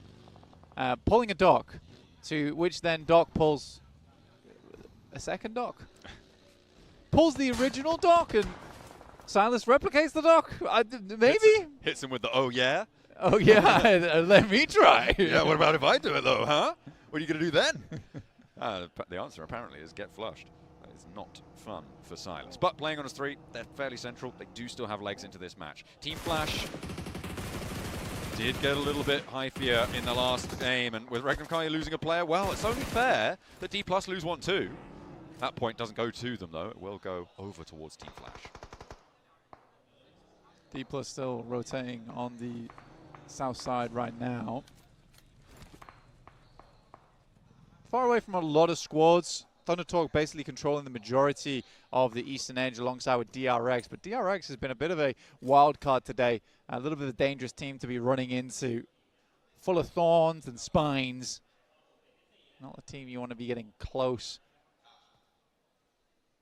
amongst the circle with. There is this very much defining horrid landscape over on the western side of this circle. Very rocky, a lot of defilades available.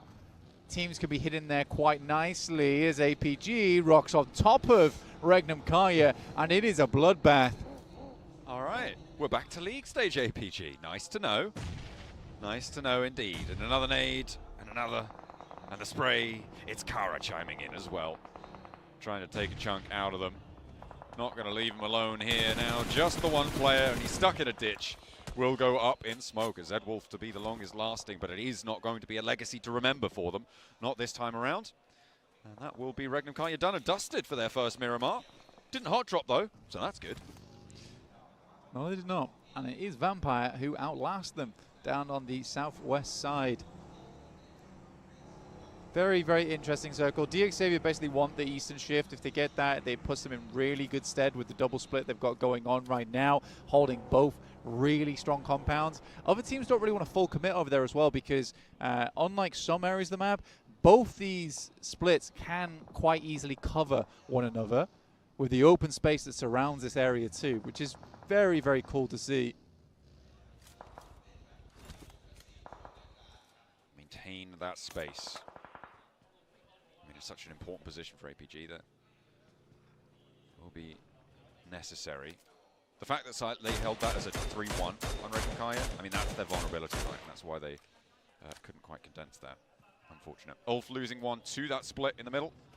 That's all the way up to the north side. Shouldn't be too dangerous for them. It's fairly likely, I think, that they are going to be able to get that res. It's just a question of when and what impacts they're going to have, because the Mad Bull's pushing in on the north side makes the position for Ulf a lot less tenable. Yeah, man. It's a bit tough for Ulf now. I think for Ulf, maybe coming to a close soon. Only 3 players left alive now, and it's a slight issue of playing around this terrain with Mad Bulls also starting to sink their teeth in. Alpha 7, though. I still rate their chances on Miramar. I think Revo is like one of the key factors, as well as Carrillo, to a Miramar game for this team. You add Obscure as well as Guizhou into the mix. I don't think it matters too much. I think that still works regardless. APG's really on a tear this game, though, aren't they, huh? I mean, they've either got it or they don't, right? We thought it was day to day. That change around seems like it's match to match, but Zeus now with a challenge. They took down one of D+ earlier on, and now they've got a couple more bogeys on the radar. Apparently, just about dodging around that one on the buggy. Zeus is so low, has to step back with the smoke blooming. It's not going to be enough to find the cover. Tops does connect though onto Favian, which is going to give them a little bit more breathing room. Win hopping through that vehicle, dropping another smoke. Ocel trying to marshal his way on into the sidelines, and APG chime in with a third party down towards the off angle for Team Flash. That's going to hopefully, if you're a D+ fan, make it a little bit easier. But R8 are clashing over on the western edge with, well, Alter Ego off at the distance, but it's E-Arena on the plate right now. As the nades start to fly, both teams looking to move eastwards, but neither able to make it without the other going down first. Now he's been sent to the smoke there, not finding quite as much value as R8 might have hoped. They're going to keep pushing in here. I think for R8, you want to get yourself back up to speed, but they're just going to crash it. Okay, I love this from R8. Very dangerous, though. Oh, they don't love it. They're hating it more and more by the second. Another knock sent over towards to Ida, and that's from Alpha 7. Amori now, the last to stand. Does D+ Kia go down in the meantime? Only one Elin. Not a great start to their tournaments. Their first day not going well. E-Arena now swelling over the top. Alpha 7 marching forwards as well to third party. 3 players on E-Arena, but they're busted down to 2 as NC2 does fall to a nade. Alpha 7 really putting the crunch on this with another nade finding its mark over towards Tony K. Now just Mormon left standing as they keep continuing forwards. Guizhou moves on in, steps in for the fight, gets the spray down. E-Arena pushed aside. Rosemary's in this fight somehow. Okay. He's here from Alter Ego as Amori still down the hill and across the way, looking to try and stay alive to fight another day. Yeah, smart moves right now from Alter Ego, honestly, with them setting themselves a little bit further ahead of this. They set up an outpost down towards that southwest side too, so very lovely stuff. And honestly, for Roseberry with the FAMAS, maybe just walk this off slightly. But I will say for Amori, quite amusing watching his teammates crash into that building and then just noping out. They got absolutely shredded. He was like, yeah, I'm not following that. I'm not. That seems like a bad play to me. That's gone really badly, guys. Yeah. I did not I know like we're that. meant to do bad plays together, but in this instance, I think I'm going to live. We're all in there. No, we're not. I'm leaving. He is straight out of there, but hopefully surviving. I don't know if Alpha 7 know he's there either. And in Stage 5, you can survive in this blue for a little bit of time. Alpha 7 going to have to move. Vampire, they're moving in as well from the southwest edge. They've lost a player as APG still very much on the hunt this Miramar. Holding a little bit of a split. It's much closer than it was before. They know at this point you do need to regroup. Amori, you need to get a move on now. He's got a vehicle, so could very much get in on this one, but too many options in terms of places to go is the issue. Yeah, he's got to be fast. I mean, he's already got to hit another first aid kit off the back of this one. Alter Ego's still hanging around here like a couple of sharks. DRX on the high ground. There's over towards that northeast side now. Thundertalk were able to get towards the mound down on the south. It is Vampire finding those shots. Once again, that's a pretty long distance as well, honestly. But APG should hear those shots. Have a little bit of awareness down towards that side. APG currently trying to fight and climb up to where DX Xavier is currently playing. Great shot again over towards Alva. Oh, I think Amori spotted Alva as well. That's going to draw Alter Ego's attention north. Maybe Amori can make it in. He's going to be so low, so close to the wire. Alter Ego getting taken apart in the meantime. Losing Alva on that off angle. Goes down, but a lovely step up from Rosemary. Looking pretty with it on the spray down towards Obscure, but maybe he's over-focused. There's 2 players to your right. You need to be looking over the ridgeline. The nade gonna send him packing, but Rosemary, how do you get away with that? That was way over-peaking on the angle. Way too much commitment on time, but he's just out of there. Hey, man, he knew exactly how much damage he could take. That's all that happened. Top, though, finds Amori. He made his way in. A valiant attempt from him, but not quite fully finding the catch there right at the end. But APG has had a real swivel on them this game. just never know with that team. Krypton getting naded out of position, finally going down. Had to be one of them first, didn't it? Yeah, I'd be annoyed if I was Krypton.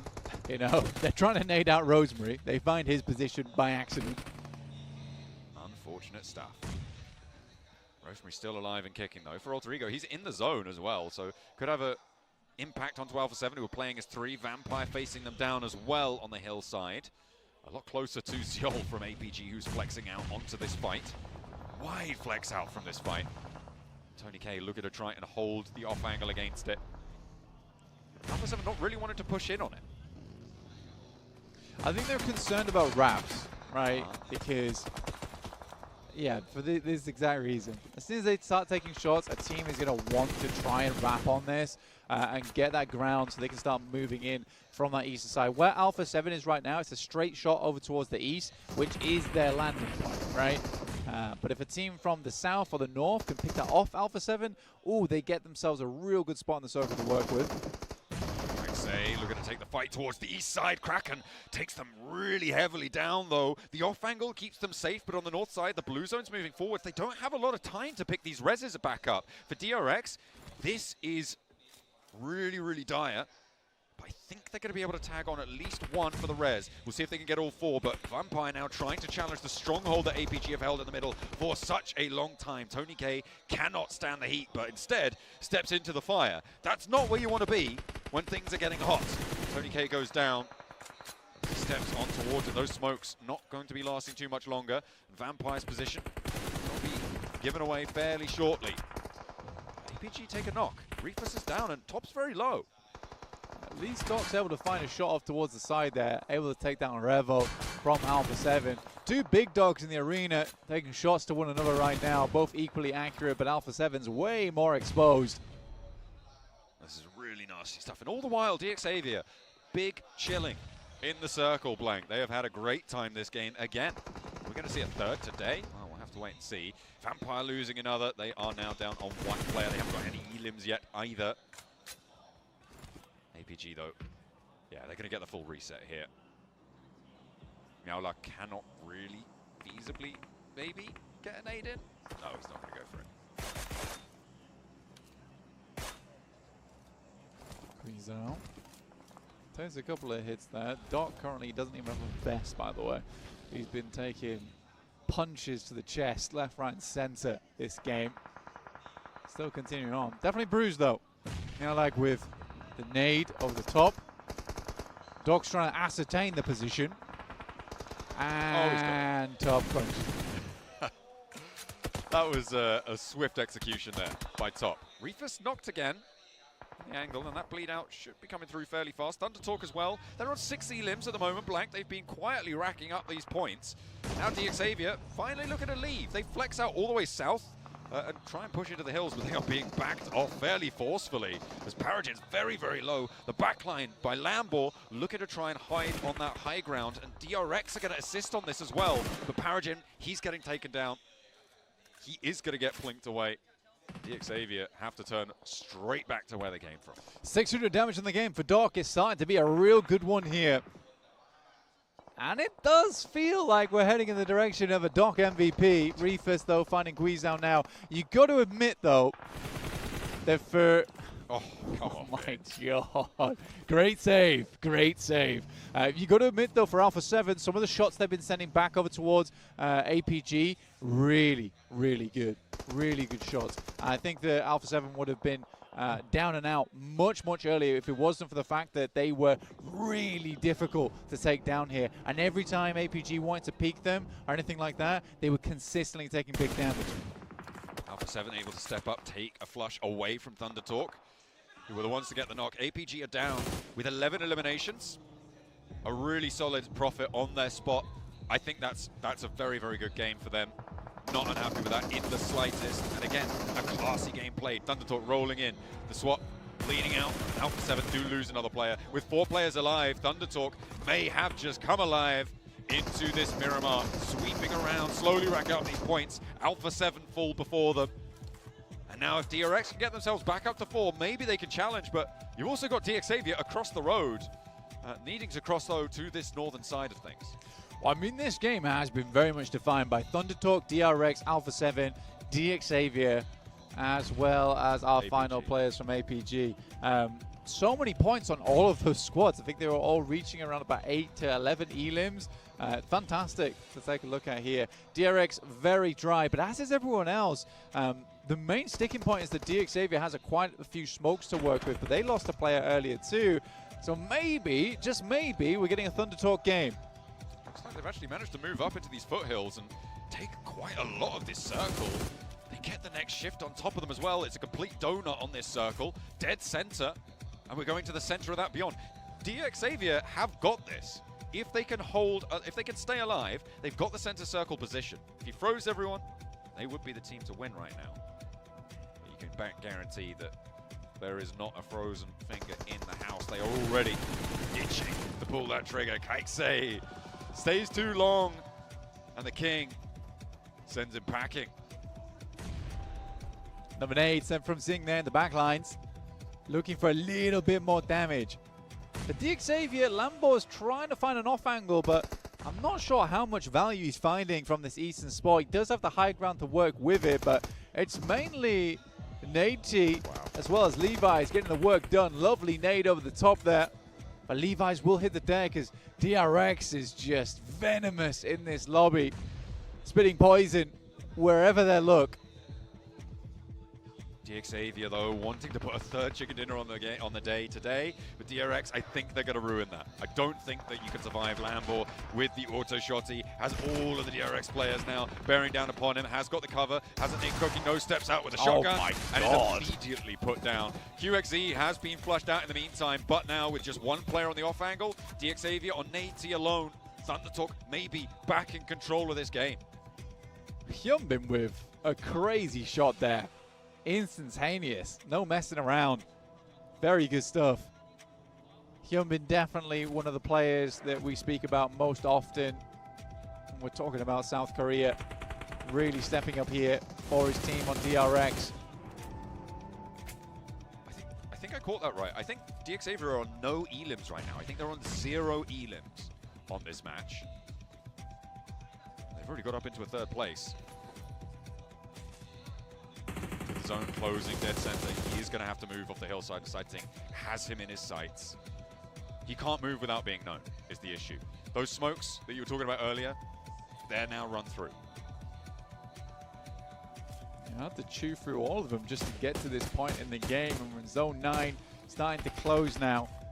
DXavier getting third place, I think even that is a fairly successful result considering the day that DXavier has had. Should keep them in the top spot. I think APG's very close though, but we'll find out later with the desk. In the meantime, So Easy would love this point over towards Nate. He continues to push up, spots vision, and we'll find it. And we're into a 3 versus 4. ThunderTalk, whose day has been lackluster, versus DRX, who were just getting started. Nate over. Currently a little bit more central, I think, for DRX. This flat ground that sits between the two teams. No man's land right now, but is where the circle is very likely to end up. DRX trying to keep those off angles. No, Kaise actually folding back in towards the divot. The fact that there are no nades on ThunderTalk is so crucial here. Those 4 Molotovs need to be huge for them. Control that ground, control the approach, because the opening salvo for DRX, it's coming now. Kaise steps over, and Xing might be burnt away with this. Just a little bit. We'll bear them at distance though. That is the main thing. But no more nades for either team. Mano a mano, just the weapons in hand. M79s laying down the smoke, denying the entry, allowing ThunderTalk to get closer towards the center of the circle. So Easy, maybe looking for a shot here. It's getting tough. All of the players are still alive and looking fairly healthy. I think that's going to change soon though, Blank. That smoke train has allowed DRX to keep this one going with a full flash. What the a full stun! white out there. The stunner's on. The King goes down first. And Yunbin with a huge stand up on the off angle. Looking for more. Oh my God! DRX! How can you make that happen? From down beneath, they dare them. Step over that ridgeline. We've got you in our sights. Thunder caught in a bottle. And the talk is in the Hyunbin. What a disastrous end there for them. Oh my days, DRX. Hyunbin was on a tear that match, and he wasn't about to let that highlight reel up. A brilliant hold. The man chewed through 2 players there, and there was nothing that they could do about it. It seemed that lack of nades really horrible for them. That smoke cover forcing them close. We're going to play this shotgun meta. Some say that it originated from Korea. They brought it back home. I mean, Fabian, the DBS godfather. You're looking at the boys there on DRX, and you throw in a stun grenade. It doesn't matter. We're at PMGC right now. DRX is used to playing under the light. Oh, and they're walking off stage together. At least no fists are thrown there. Goodness me. Civil outside. Totally messy on the inside of the game, though. That was a brilliant Miramar to close down. APG held the center for so long, but it was taken in the end away from them.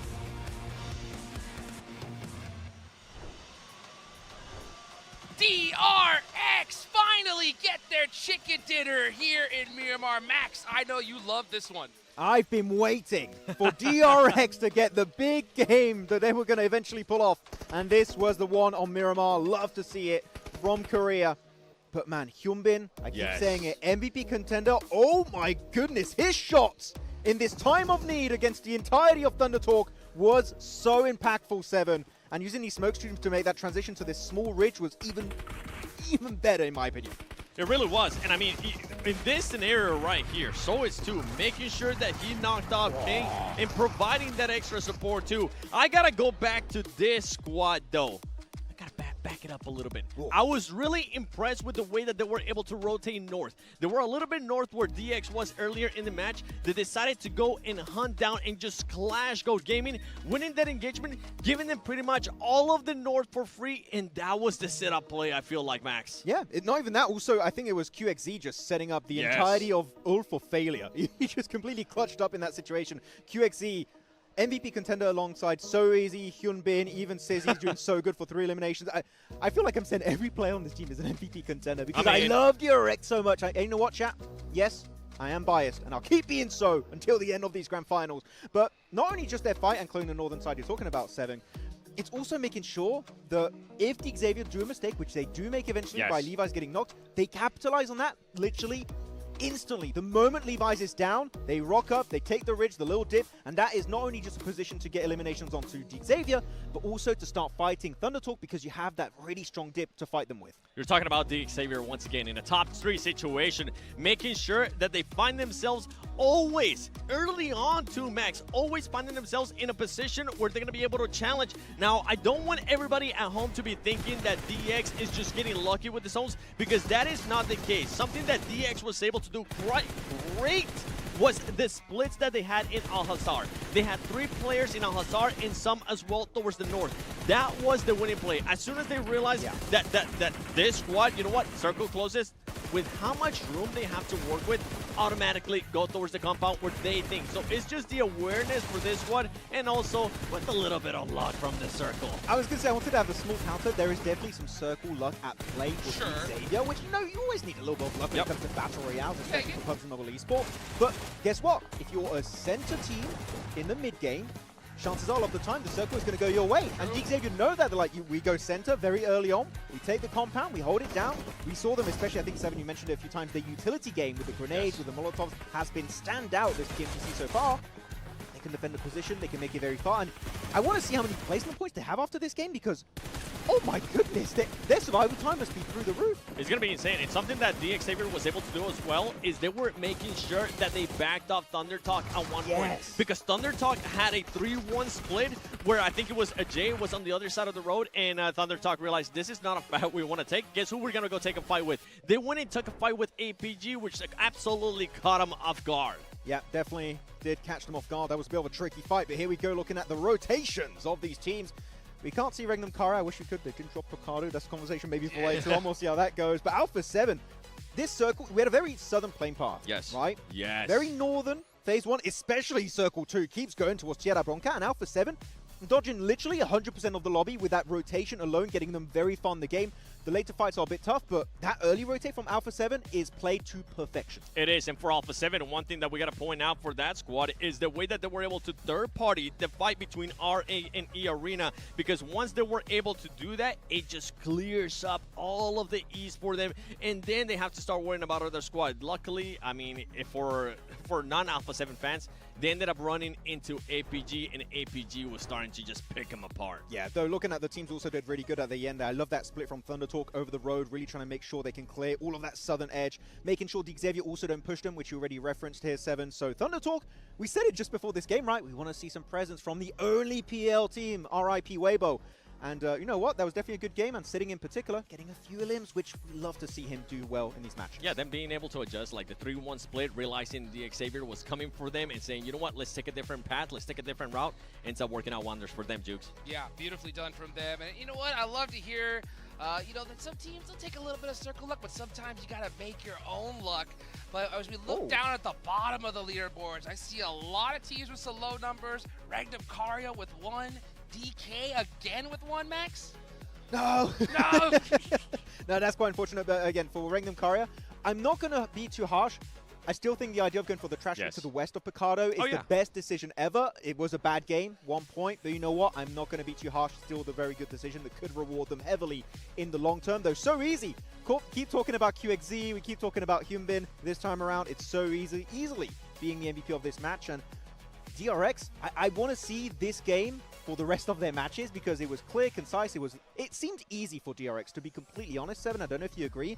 This is the DRX with the effortless gameplay that we love to see in a Get some weapons early on a rooftop. Definitely could try and find a shot, but I think Thunder Talk are now out of danger. Circle breaks out to the east side blank, and terrible flashbacks for Regnum Kaya at PMGC. Yep, it's not too far out towards the east though, so we're not worrying about an island finish just yet. Alter Ego currently here alongside with GOAT Team. But very playable right now, I'd say, for both squads. Alter Ego got very split on that last match.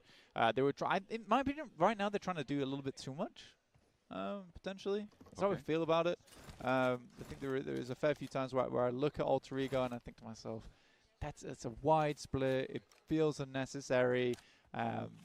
That play, sometimes Rosemary will send out, but more often than not, it's like all the team. Like Alvaro will make long rotates out to the side, and I'm like, yeah, I don't think you needed to do that. I think you were totally okay to keep just playing your game. As you saw there on the screen as well, for the next few days until the end of the PMGC, you can get your Polar Party Mini 14 skin.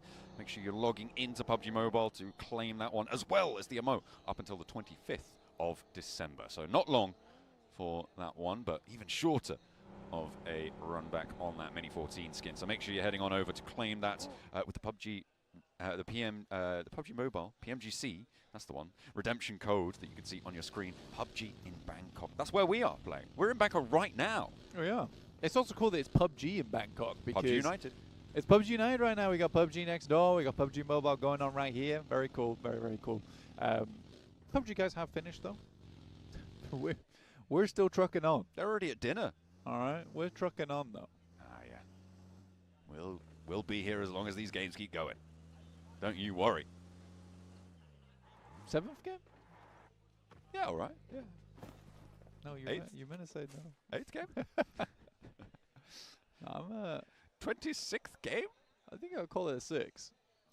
Quite like the 6 match format. I think any more than that does make the players go a little bit delirious. It's very nicely divisible. 7's a prime number, so you can't actually do that.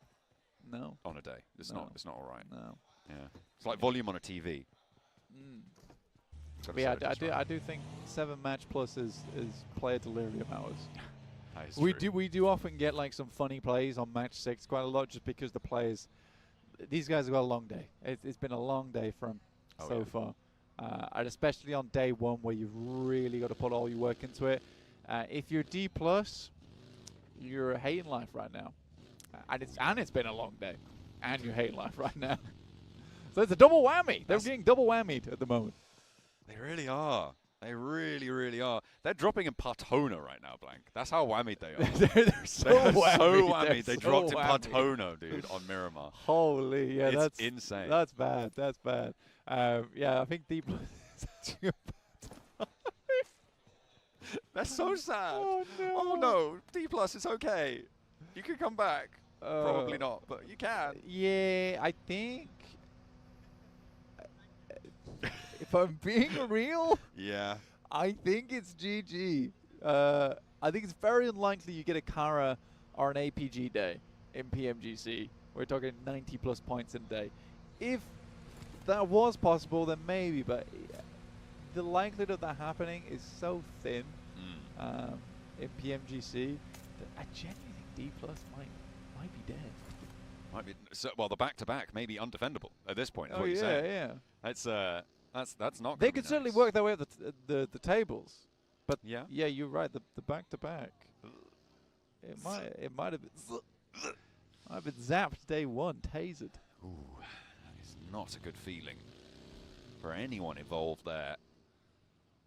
They are certainly not happy about it, but oh goodness me, but they could see their countrymen find that chicken dinner However, at the top. Yeah, well, you know, if they don't win it, I'm sure they'd prefer it if someone from South Korea won it as well. For Yeah. DRX right now, it's much more likely, especially after that chicken dinner. So what that you're they saying rather is that D plus should just crash Regnum Kaya every game.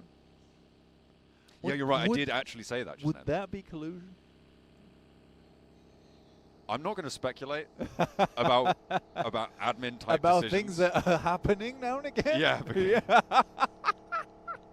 I feel like we could get in a lot of trouble for that. Yeah, Yeah, probably. we're probably talking about something else. Anyway, It well, is okay, we're on board with that. speculation. Oh yeah, Alpha 7 on screen. Okay, yeah, we can talk about them. Just speculation. We can talk about them.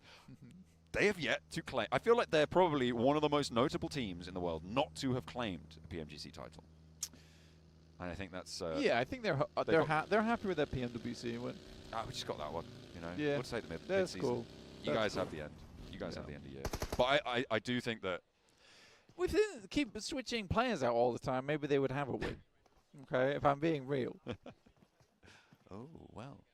Keep you guessing, don't they? They really do. I feel like Creo and Revo seem the only ones that could live on. Yeah. God, they're just not willing to pay a full day rate on the other players. They're like, no, you only played 5 matches today. You don't get a full day rate. Sorry. It is frustrating because I think that the base of that team with Mafioso, Revo, Creo, great. It's just like they had McGrellin, and McGrellin was awesome. McGrellin really was a player that kind of knit that team together nicely. He got kicked. It's like, what did he do? What did he do wrong? I'm so curious. Yeah, I don't know. I'm not going to speculate because we are now on board with Rosemary versus Tony K. Rosemary misses the first spray down, but steps up for the second. Knocks that one out of the park. The backup was coming through, but doesn't seem to be needed. The spray down is good. And they find a point. Alter Ego take one of E-Arena. That is good because Alter Ego are behind E-Arena, so they're happy. Yeah. I think for Alter Ego at the moment, 26 points, it's not ideal. It's really not ideal for Alter Ego. And I personally think that Alter Ego can go way further than just that. I think Alter Ego is a fantastic team. And this is kind of, I was trying to cut Max off also on desk early when he was talking about Alter Ego being like the next Bigatron, which I have said in the past, but more in passing, more in a passing sense. Not as a key point. Not as a key point. Yeah, exactly. Like that wasn't my keynote in my PUBG Mobile talk. You went in your turtleneck. Exactly. Alter Ego next Bigatron. Yeah, walking onto stage Thank you with for my coming to clicker. Yeah, Oh. no. Stop. But yeah, I think for Alter Ego, I would love this team to do so well. I think Indonesia deserves a bit of good. They've consistently been getting towards the finals multiple true. times. That and they've produced several strong teams. That's like my main thing about it. Regnum Kai are clashing right now. Fairly, That deep just plus? west of the central. No, it's Team Flash coming off in the distance. They do look pretty resible, though. Vampire, though, crashing in, may be able to drive the stake home through the heart of Regnum Kaya. But Loxy is on the hunt, looks for that flush and immediately gets it. They're diverted away. Team Flash actually going to be crashing in, but seeing Vampire here as well, that's going to slow Team Flash down. Okay, going for a little bit of a side hop out there. Loxy is going to be rebuffed off of that angle. And Zedwolf, all the while, what's he doing? Where's he fending off towards? Did that vehicle just fly over the top of his head? Where did he come from? Win! Oh, he's actually got him. Zedwolf's found it from the sidelines. Fantastic news. Yeah, that vehicle went over his head, grazed him, gave him a buzz cut. Okay. There we go. Finally putting that fight to sleep. Over the trick jump. Over the ramp will be shut down. Regnum Kaya, they like to play that spot, but they had two teams rolling up on them simultaneously, and they end their day on 35 points blank. That's not a tournament-winning performance right now. Their Miramars have gone fairly poorly, all things considered. They definitely needed a little bit more, considering that they're going down first in this match. Yeah, I think Regnum Kaya, they're not in a losable position. Right, there's still time to bring this back tomorrow, and we know that Regnum Kaya can put up big points. Obviously, 35 points is a little bit lackluster, considering where DXavier are in Impala. It's like slightly tough, right? With DXavier consistently being in these central zones. Vietnam wants this win. They really do. Oh, yeah. Their split, though, I think is going to start to get dangerous fairly soon. Yeah, I hate that. They're wide, Yeah, I wide didn't see split. that. Didn't see that. Okay. See that now? I hate that. Yeah, okay. They do have the north side of Impala, but it's only being Nate. greedy. It's only Nate. You're being real greedy right And then now. Paragin's up the top of the mountain. And then they've got two players up all the way up to that north. They're split over about 600 meters blank. They can't see each other. Theoretically, great play. Okay. Because you're maintaining basically all of the really important parts of this zone. Okay. Other than off towards the western side. So all of the important parts of the zone on the east side, let's say. But it is so greedy. Don't need to go for this one at all. Oh. Spooky. Oh. Very spooky. No, it can't happen. Oh. Okay. No, surely not. It's just, it's teasing. That surely can't. Yeah. Go to the east side. It's impossible. Even if it does, at this point, it's not going to be the same sort of mad scramble. No. Maybe. Not a lot of space over Okay, there. it's not happening, though. Don't worry. It never goes out to the east islands But on Pmgc. the thing is, this does like elevate DXavier's position a lot. Yeah, that wide split may actually come back to do some good. Although trying to careen into this, not going to go well. It gets messy. Aaron, the casualty that they will suffer. Now it's just the one player to stand. Solus is the last player. He's got an umbrella of vehicles, though, to sit underneath right now. A UAZ, a buggy, both littering above him. It's a nice little shot in response for Solus to be able to hop back, and that's going to give him a lot of breathing room. Okay, Solus might be able to survive for quite a while as a solo in this. Doing well. I think that for all, there's been some sloppy plays, Oh. but that has been backed up by the fact that they're kind of killing it right now on the leaderboards, 4th place. What a nade from Pusher. Lemon is usually the nader on the team, but that one looked nice. Maybe he's been taking some cooking lessons. Obviously of the grenade kind. Yes. Chef Ramsay. Lemon's there Hitting like, with the knowledge. that nade's raw! It's raw. What are you? I'm a Cara sandwich. A Cara mincemeat now, though. That is for sure. CEO gets away with it, though. Will survive for just a moment longer. And play again as a solo. Quite a few solos, in fact, making their way in. DXavier, blank. They regrouped. Great. Absolutely great news. I mean, Nate does fall, though, on the regroup, which is 100% deserved. He's but not out yet.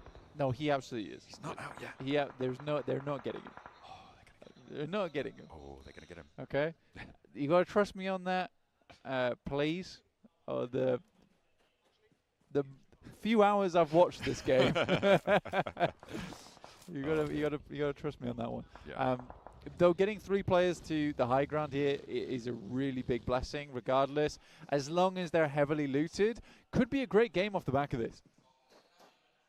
Yeah, I mean, 3 players on that high ground, as you say. It is a lot of potential. Especially when it's so central, too. Yeah, Vampire with their last player up against Alter Ego, who have got 4, but not all in this spot. Rosemary does tag on some damage. There is off angles. Okay, this is going to force him out to the sightlines, and it's going to be the end of Vampire's day. Oh, not an East Island circle. That's so sad. Everyone hates that. Everyone would have wanted to go to the East Island, I'm sure. But no, we have to go to Impala. We have to help out DX Avia one last time. Oh, Nate didn't make it either. I told you. Oh, man. And I didn't believe you. You didn't. You really did not believe me. And that's okay. All right? You don't have to believe me on everything, but I usually am right. Do I have to believe you or not having to believe you on everything? Yeah. Whoa. I like how Shane was like, just fall. Fall over, please. Stop it. I had a really bad game. Yeah. I had a really, really bad game. Give me that flush. Come on, please. Please. Please give me the flush. Oh, come on. Give him a little bit more. I don't know if he has a vehicle up here to drop down with, but should be able to drop either way. Even if he has to get rezzed, is doable. AJ steps a little bit closer, R8. Not really having the pace into these finals that they would have liked right now. Their last match today, they're already cut down to size. No elims found either for the cost of their player. So not how you want to kick things off. Alter Ego chiming in on open season towards R8. But Rosemary, stays too long on the peak, stays a little bit too far forwards. The GOAT team, they spot him. They're out in the blue zone as well, out on that west side. I don't think that's rezzable. I think Alter Ego have just fully lost a player there, and the rest of them might be falling soon. Yeah, I think Alter Ego, again, we just have this weird split right now, where we've got Snape over towards the north side. I don't think they're quite confident in what they want to achieve in these matches at the moment. And they play way, way too split. We fixed this, actually, in their group. They absolutely did fix this in their group. They were able to get an insanely high placing in that group too, with a lot of points. We're kind of returning to old habits again. These can be fixed though, but with 26 points, is that going to get you a podium finish? That's a question for tomorrow. But it's going to be a difficult question to answer. Yeah, it's... I mean, if you keep doing 26-point days, then no. No, of course it's not. It's not going to be enough.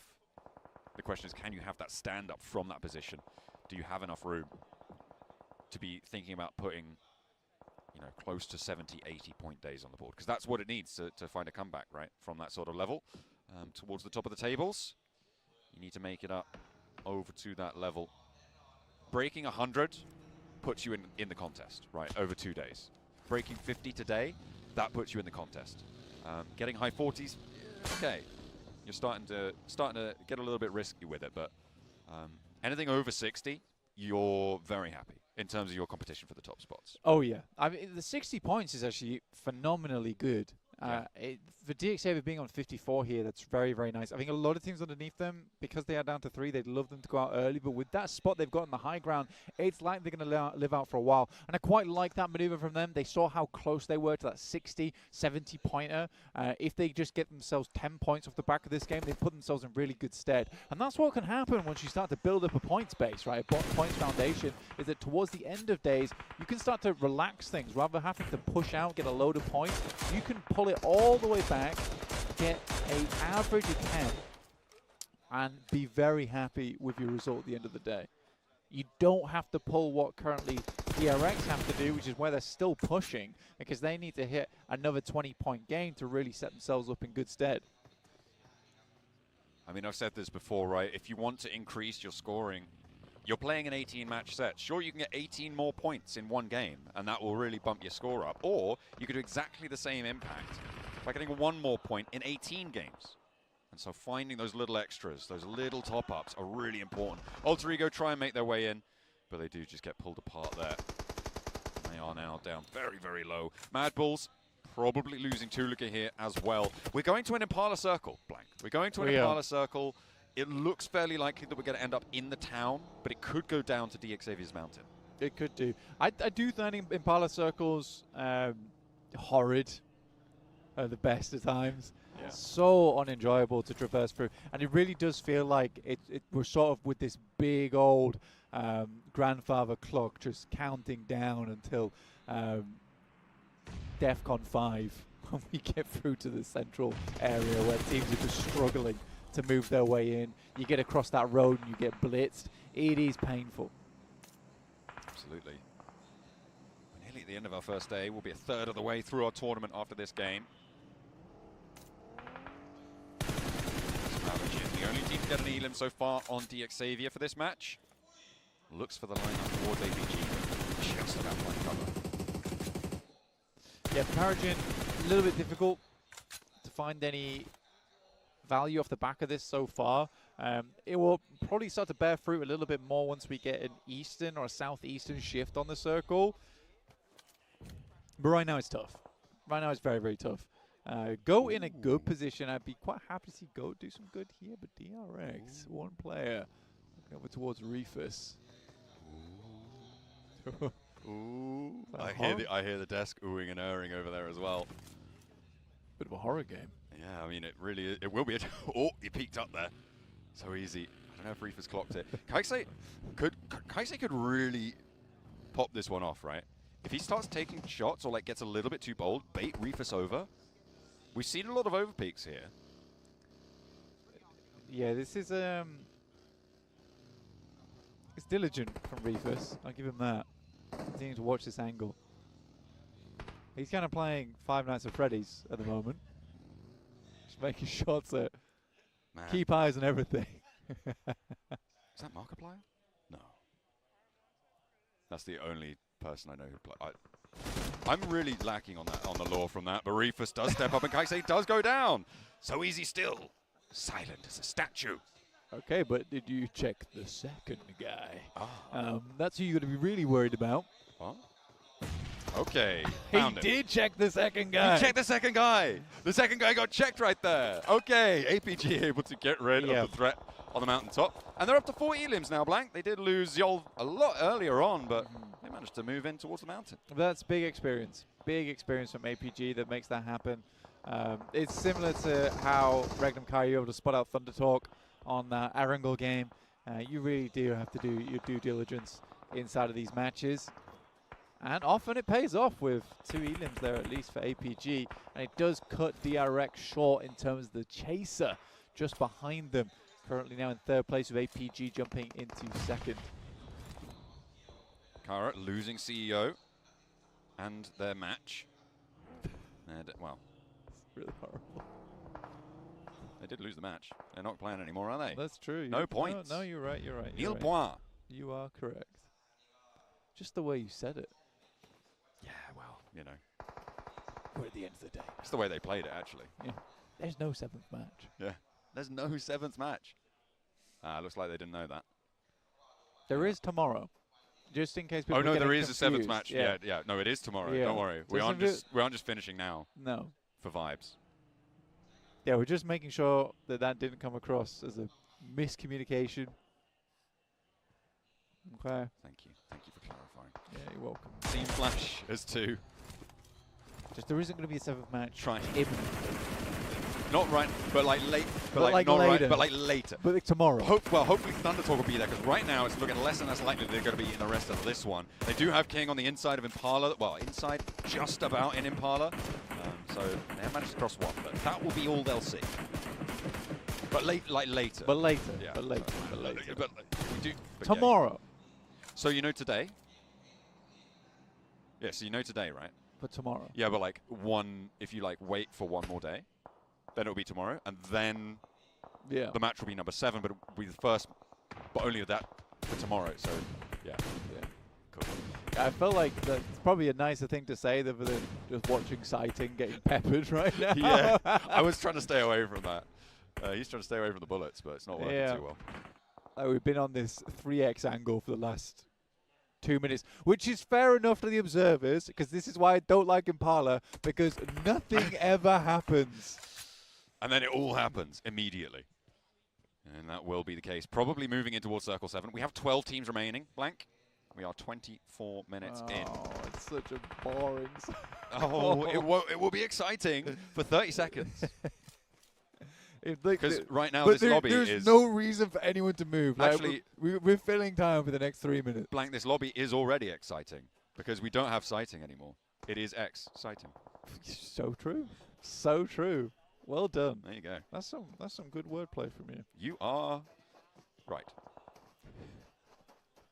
It was brilliant. We all had a good time with it. Usually you're more of a word worker. Where are you going with You're all word work and no wordplay. Oh, it's been a long day for us too.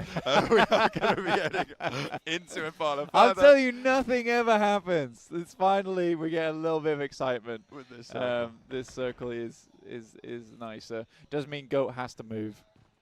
I think that's the only team. Oh no, Ulf.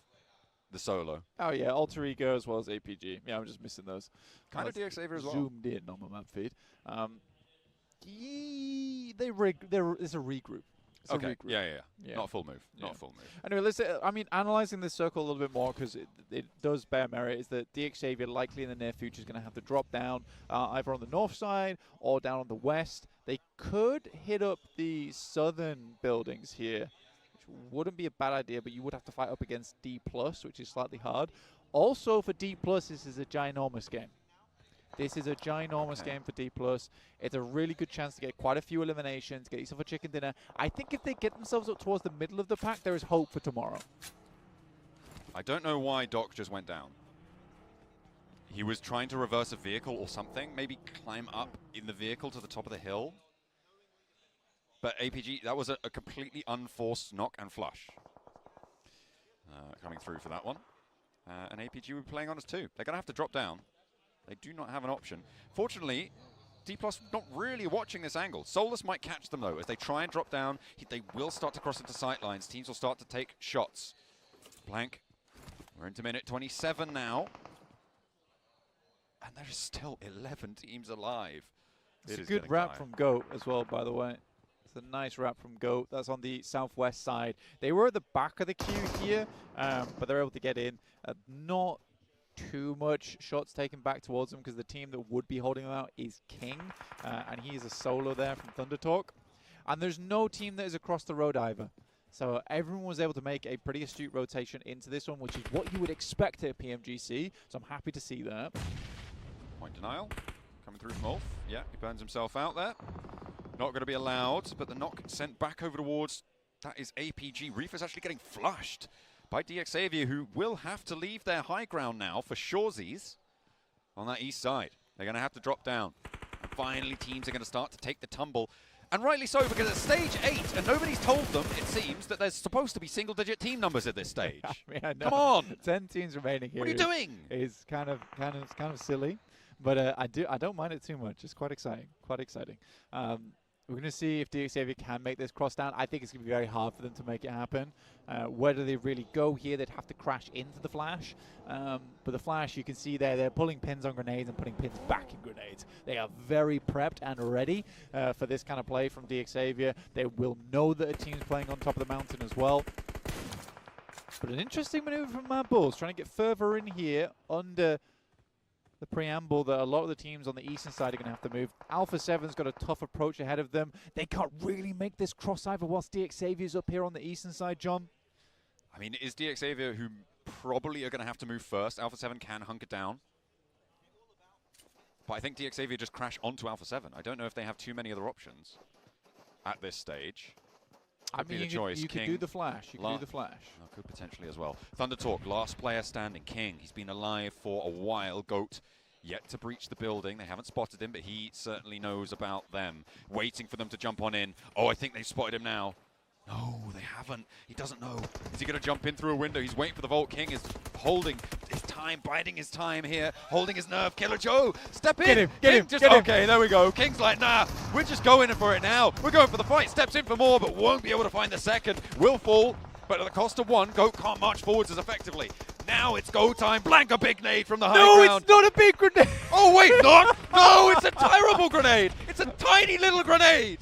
Carrillo, what are you doing? Oh my God. Not again.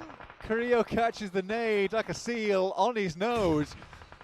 A nice trick, but not one you want to see here at PMGC. Oh, dear. Dear me. Sending that one up as well. Unfortunate. But do you get two of the players there? So it was nicely done. They redeemed themselves fairly quickly.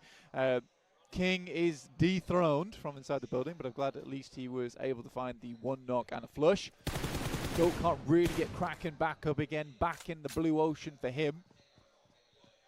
Now the teams are really going to start to suffer because it's stage 9 with 7 teams remaining. Alpha 7 getting naded out by Team Flash, who have 4 elims. Now Revo is pushing up to the wall side. Obscure on the back lines. Maybe looking to pick Carrillo back on up, but it's not to come through just yet. The nade goes long. That is a brilliant little flush out coming through from Win, but he gets caught. There's the burnout on the sidelines as well, and now it's just Zeus left standing. Alpha 7 may be able to make this cross. So many teams still left in this one, but for D+, Blank, this is what they needed so desperately. With 4 elims on the cards, they want more, they need more, and it has to come through now. Amori doesn't want to let that happen. Come on, Amori, get those shots in. Alpha 7 bolting into the building. ZS pulls the pin on the grenade, has to put it away really quick as Revo, the shotgun maestro, is here. Won't even need it. Uses the side up against him, basically. And that's Amori to purloin that point from Alpha 7. R8 with another one. Pusher now pushing in towards Joker. Spots him. Launch the nade. Joker trying to play fancy on the beat. Will not find it, but Pusher goes down to the burn. That's Revo actually finding that Molotov and getting that elimination point. Now 3 teams remaining, Blank. Within the space of 30 seconds, we're down from 10 to 3. And R8 suffering. D+ looking to roll on through. They want more nades. They want more points. R8 do fall. 1 goes down. And now it's all up to Amori. A nade goes long, good on the bounce, but Amori still alive. Hits the deck, stands out for the spray. Revo and Obscure for Alpha 7, the last challenge for D+, to find the final elim. But can they do it? Oh, no! Fabian's Oh, down. no! Oh, my just goodness at the final me! moments. It is D+ here to put our nerves at ease. That was so close. And what a relief for them as well, to find the final chicken dinner today after what has been an abysmal performance, all things considered. They close down with success. I mean, I'm looking at Alpha 7 over there. They're just as surprised as I am. So insane, so insane. What a play there. I think they got 3 of them total, and it was 1 player from D+ able to bring it back to action. But yeah, you can see Norbu actually looks sadder than usual. That is saying something. Yeah. That is saying something. And it was a very low elim chicken dinner, is the thing. Yeah. I think they can't have got more than 3 or 4, like maybe. It was 6. 6 elims? Oh yeah, they had 4 no, at the 7. start. 7 elims, because they're for the start, they got 2 onto there. Yeah. Okay, yeah. 7. Still. I did not say 6, 7. 6. I did not say it. So about 6. About 6 maybe, or 7. Maybe 1 more or so. It could have been We just don't know. 7 on 8. Potentially. 6.5. Something like that on average. We are going to be closing down the day with a chicken dinner coming through for the defending champions. When they needed it most, from the bottom of the tables, they find a little step up. But will it be enough? Let's head back to the desk.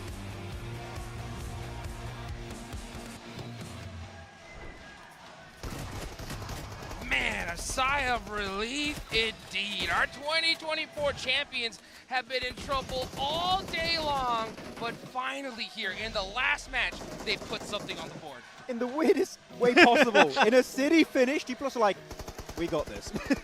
And actually, it was initially because of a setup they had in the mid game. They had Yes. the 2-2 split, they held Church and a position in the center of the city itself, over to the east of Miramar. And later on, as they know, okay, this is 100% his 7 going to be a city finish, they fully regroup in like 2 buildings max, meaning that whatever fight they take, they're fully stacked together, ready for any fight coming their way. And even then, a sketchy finish. Honestly, the player that I've been talking about this whole time, not usually Nobu, Osao. Osao clutches it up for the squad. And I mean, a great bounce back for D+, a much needed to finish the day. If not, it would have been a completely different story for this squad. Good to see. Hopefully they can continue on tomorrow, and hopefully it's not when a crazy circle like this happens. I have to give props to one player. wait, 35 placement points. Of course, they got 2 wins, which that's going to inflate it heavily. But they're still the second 15. highest is what, 18 with DRX, which that is an insane lead in placement points alone to have on 1 day's worth of games. And for everybody currently watching that, I want you to keep an eye out on the eliminations for the Xavier, because that's going to be a little bit scary for me. And but before we even go into that, Reefus? Wait, everybody from APG, he's the daily MVP? So we got 3 global MVPs on the team, right? You Yeah. got Doc, you got Top, you got Zeol, and now Reefus is like, I'm going to join the club. Let's go. I'm going to be the global MVP club. And if he can make it happen and keep it up for the next 2 days, no way we get a new MVP on APG. Reefus just say, you know what? I want the car. All right, I want it. Yeah, but to be fair, I feel like there was a lot of doubt. Like, Reefus, people Yeah. are looking at Top, they're looking at Doc, they're looking at Zeol. Even Easter joined the team recently, but the fact that Reefus is stepping up in the team this stacked with storied players, Reefus, he's not crumbling under that pressure, and I love to see him perform under these kind of circumstances. Whoever is in charge at APG. To be a mogul, get your hopes up. Number uno, not so far from you.